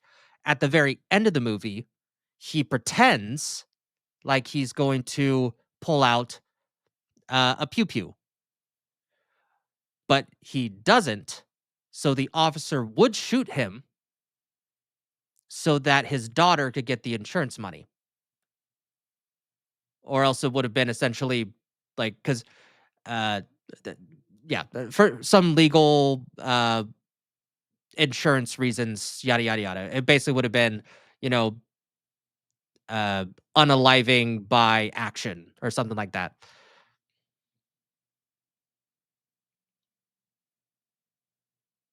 Okay.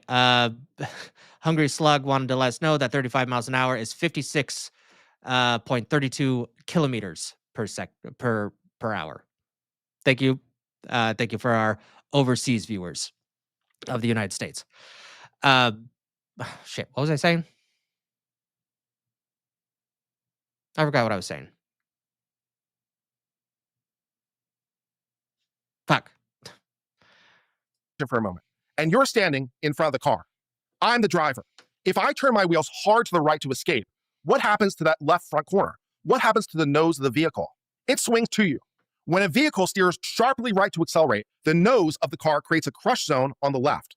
Legal Eagle argues, a frame-by-frame analysis of bystander video footage raises serious questions about the administration's narrative that Agent Ross was forced to fire defensive shots to protect the life of himself and others. But the physics of the situation dictates that the car turning right means that entire car is heading in your direction, a deadly threat. After all, 4,000 pounds of car is coming to you, more than enough to crush you. Under the objectively reasonable standard, the reasonable officer would be expected to know that the turning car turning towards him is a crushing weapon. The frame from Legal Eagle tries to tell you she's leaving, but the physics, from the point of view of the officer, tells you that she's attacking. Now let's take a look at the subjective framework. The subjective framework is what was happening inside that particular officer's head. The law will ask, did that agent feel fear? Was that fear honest? Now, Legal Eagle actually gives us the evidence we need to prove this. Look at what he says about the officer's own history. Lastly, it's come. You can tell how pissed uncivil law is. Or I think his name is Kurt. The officer's own history. Lastly, it's come to light that Mr. Ross is a 10-year veteran of ICE and was involved in the prior months in a similar situation that did result in his injury. Now, Legal Eagle tries to use this argument against him, suggesting the officer was traumatized and therefore somehow unreasonable. But legally, that operates as his shield. Here's how it might sound from a defense lawyer if it ever came to court. Ladies and gentlemen of the jury, my client isn't paranoid. He's educated. He knows exactly what it feels like to be dragged by a car.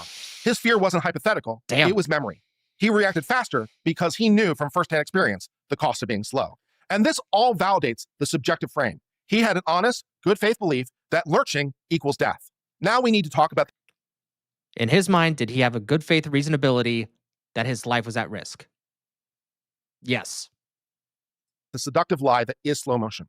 Legal Eagle's video focuses heavily on the fact that the officer kept shooting as the car passed by him. He opens fire on Miss Good and continues shooting as she drives past him. At no point does Agent Ross appear to drop the cell phone carried in his left hand, and that's bolstered by the footage he took on that cell phone continuously during the shooting, which we'll talk about in a second. Legal Eagle seems to be implying malice. It implies that he decided to execute her after he knew he was safe. But this argument relies on a frame-by-frame analysis, which the Supreme Court in Graham explicitly forbids. To understand why, you have to understand the biology of the situation. It's called the action-reaction gap. It takes about 1/4 of a second to decide to shoot, and it takes another 3/10 of a second to pull the trigger. But once the brain says stop, it can take nearly 7/10 of a second for the finger to actually stop moving. Now, so essentially what he's saying is, if you're in the threat of danger and you do that action, you're basically you're in fight or flight mode. You're gonna shoot as many times until you feel safe. So yes, the car may have got him, and then he was out of harm's way after, well, he got hit, so he was harmed, but the car was moving to the right. Yeah, like you're basically just going to be shooting as much as possible until you're like, oh, okay. That's essentially what he's saying in non-legalese dumb YouTuber terms. Now, that isn't murder for the very reason that those follow-up rounds don't have intent. The first round might have, but not the follow-up rounds because of the neurology of the brain. And that isn't murder. Legal Eagle makes a big deal about the optics of the situation. And from certain points of view, it can look bad. And it's much harder to make the argument that you were acting reasonably and fearing for your life while recording video continuously in one hand and pulling out your gun in the other like Akimbo Deagles. While I do appreciate the gamer reference for Akimbo Deagles, I truly do, there is, of course, an actual legal reality to the situation. Legal Eagle has argued, and I will opine at this time, that holding your cell phone in one hand while firing with the other seems pretty reckless, if not depraved indifference to the human life. Now, first of all, reckless does not typically mean guilty of murder. The Supreme Court has rejected a so-called provocation rule in a case called County of Los Angeles versus Mendez. Basically, you can't say, officer, you were standing in a stupid spot and holding a phone, so somehow I'm allowed to run you over. No, that... Exactly. Either way, it does not give the person who was driving permission to run someone over. I know that this is probably like me very boring, 2 reaction videos in a row, me saying this, but that's what it comes down to. Just because he was in front doesn't mean that she should have hit the accelerator. Like, I don't know how you could simplify it more. Of course, isn't the law. When Miss Good turned the wheel and accelerated, she created a new, independent, deadly threat using a car. At that moment, the phone in the officer's hand becomes irrelevant. The only thing that matters at that point is the vehicle versus the human body. Now, let's suppose, like Legal Eagle, you're one of those people that doesn't buy the self-defense argument. Let's say you think that Agent Ross was wrong, and you think that the family deserves justice. So perhaps you think they could sue him, right? Take his house and make him pay? Well, under federal law, not so much. Welcome to the case of Bivens. In 1971, the Supreme Court decided a case called Bivens versus 6 unknown named agents. It said, if federal agents kick down your door and violate your Fourth Amendment rights, you can sue him personally for money. Now, for a few decades, Bivens was alive. It was a pathway to accountability. But over the last 40 years, the Supreme Court has slowly and methodically strangled Bivens to death. In a recent case, for example, Egbert versus Belay, the Supreme Court basically said, unless the facts are exactly like that 1971 case, down to the color of the socks, you can't sue. Now, I don't know. I wish he would go into a little bit more detail about that case because it was 6 unnamed officers. Apparently, they had to do something very specific, like very horrible, in order for you to sue a federal officer. I mean, damn. This is different from the normal qualified immunity that you hear about when it comes to officers. Qualified immunity, which applies to normal officers, says you can sue, but I might be immune. The death of Bivens says you can't even open the door to the courthouse. There will be no lawsuit that makes it past a motion to dismiss. Legal Eagle goes on to say, but then, of course, there are the immunity issues. Now, despite what noted Yale law...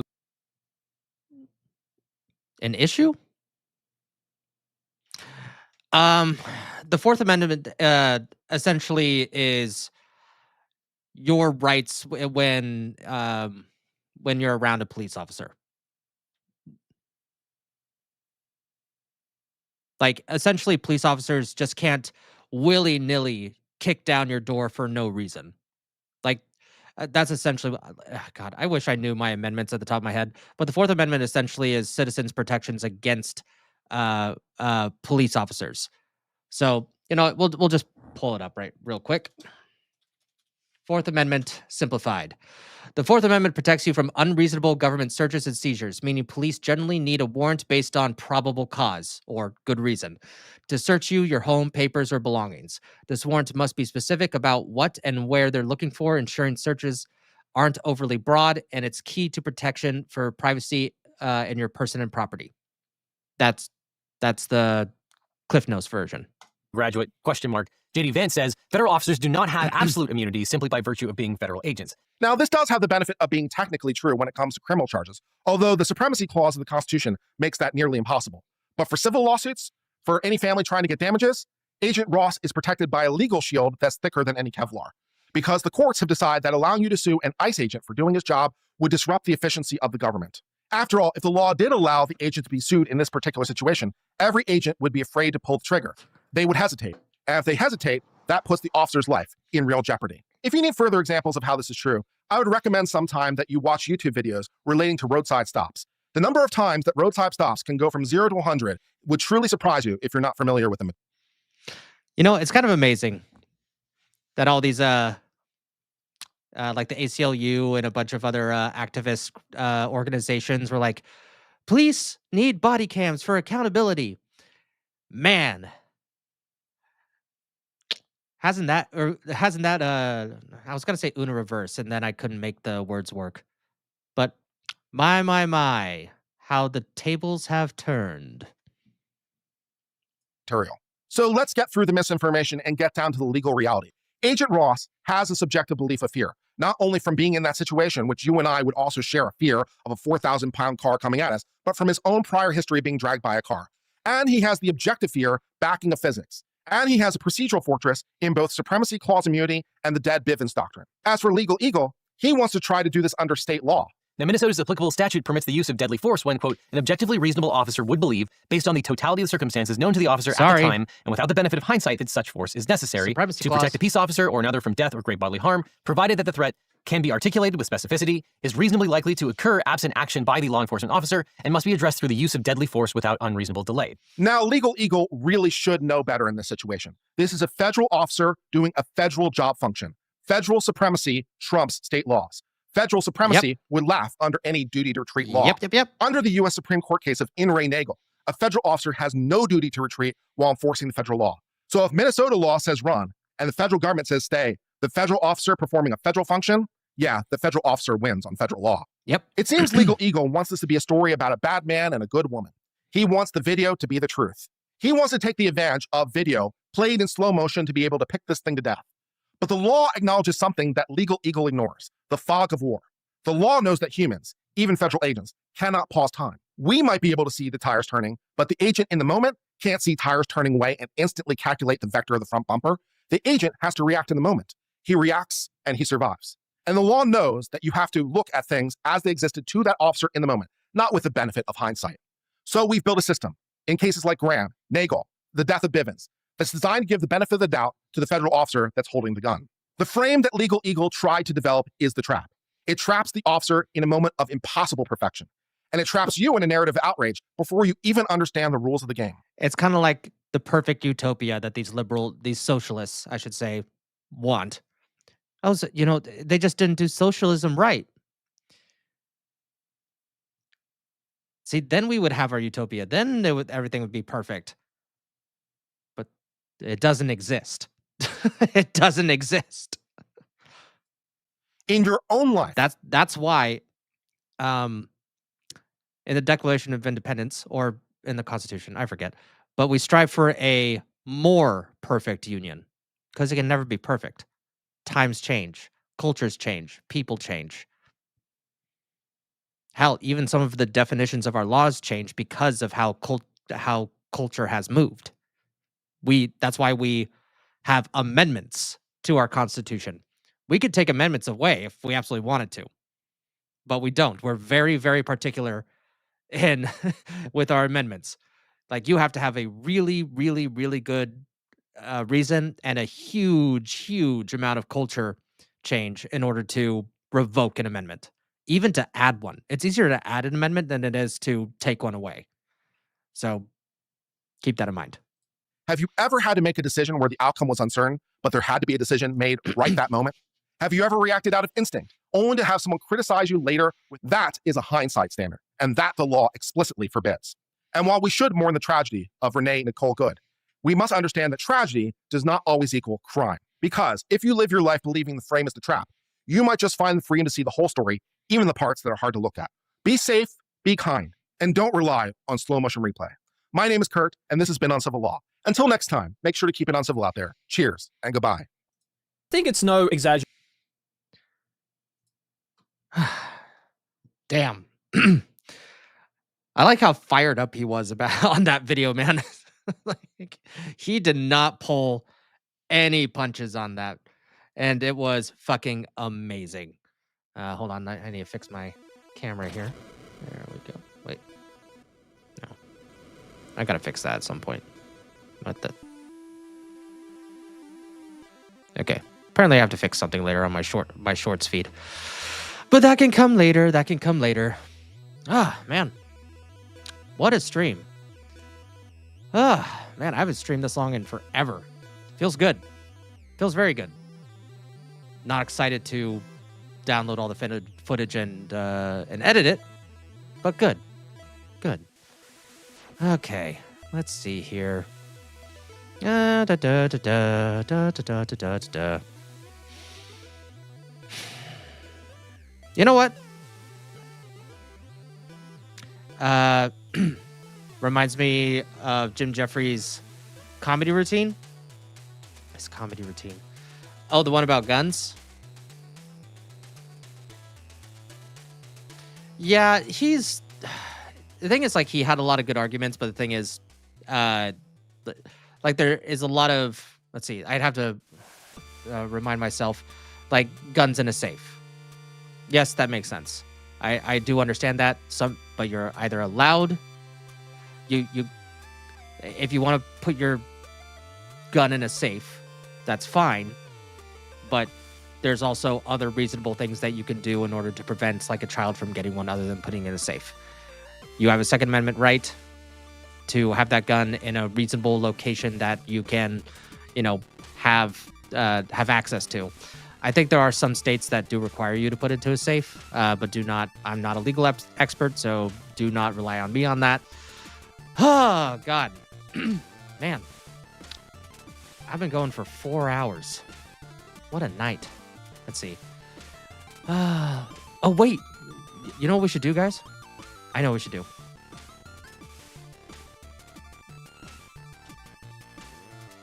Hold on.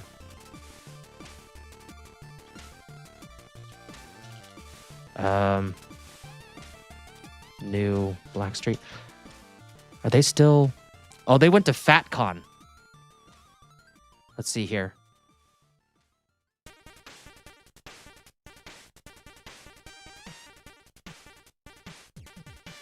Is there anyone there?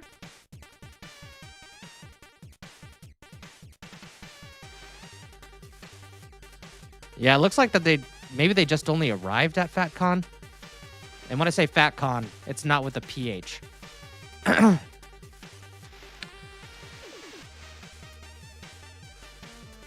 Yeah. There are some things that are a little too generalized in Jim Jeffries' stand-up, but otherwise, pretty much it was, it was reasonable. I think he skipped some things, but it's fine. I mean, it's a really good bit. It's a really good bit.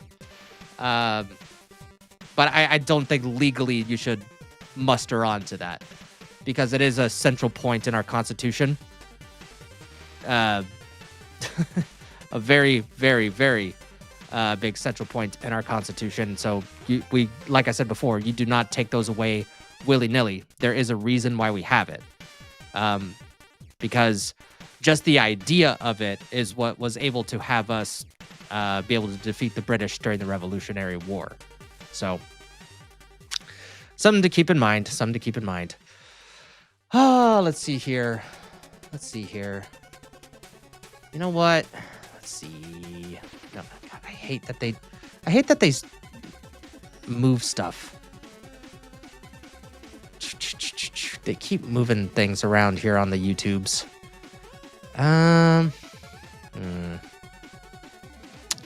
Let's see. Oh, there we go. Okay. Give me 1 second, guys. Give me 1 second.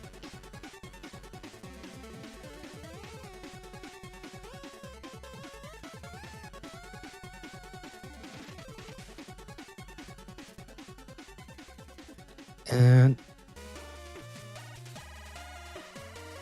come on. Don't do this to me.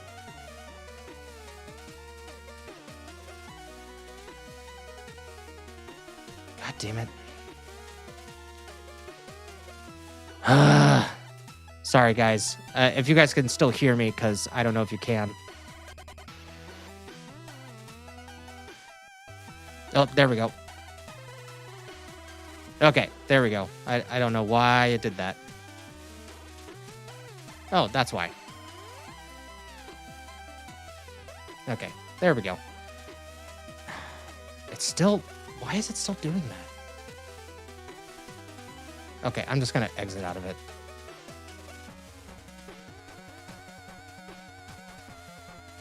Take out some of the unnecessary tabs I have here. that's slowing me down. Okay. Okay, there we go. Hopefully.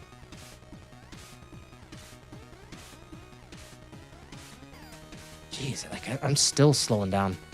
Let me take out some of this stuff.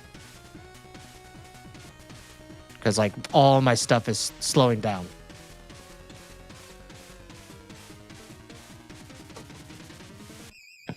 Come on.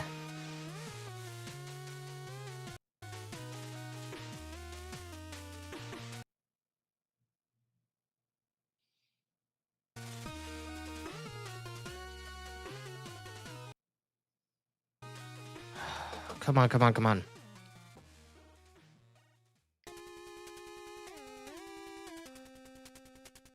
Whew, everything is just slow, slow, slow, slow, slow.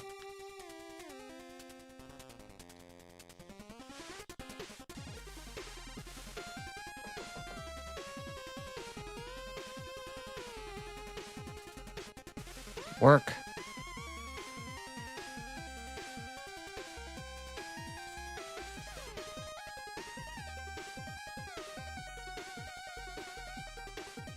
Okay, we're gonna just do this.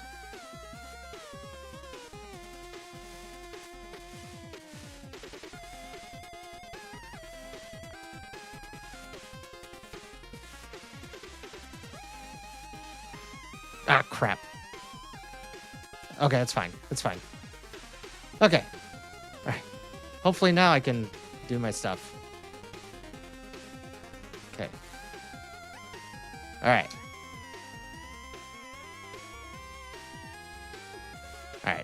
All right, well, I don't think anyone's there, so I'm going to go ahead and send you guys over to Project Eggroll over on YouTube.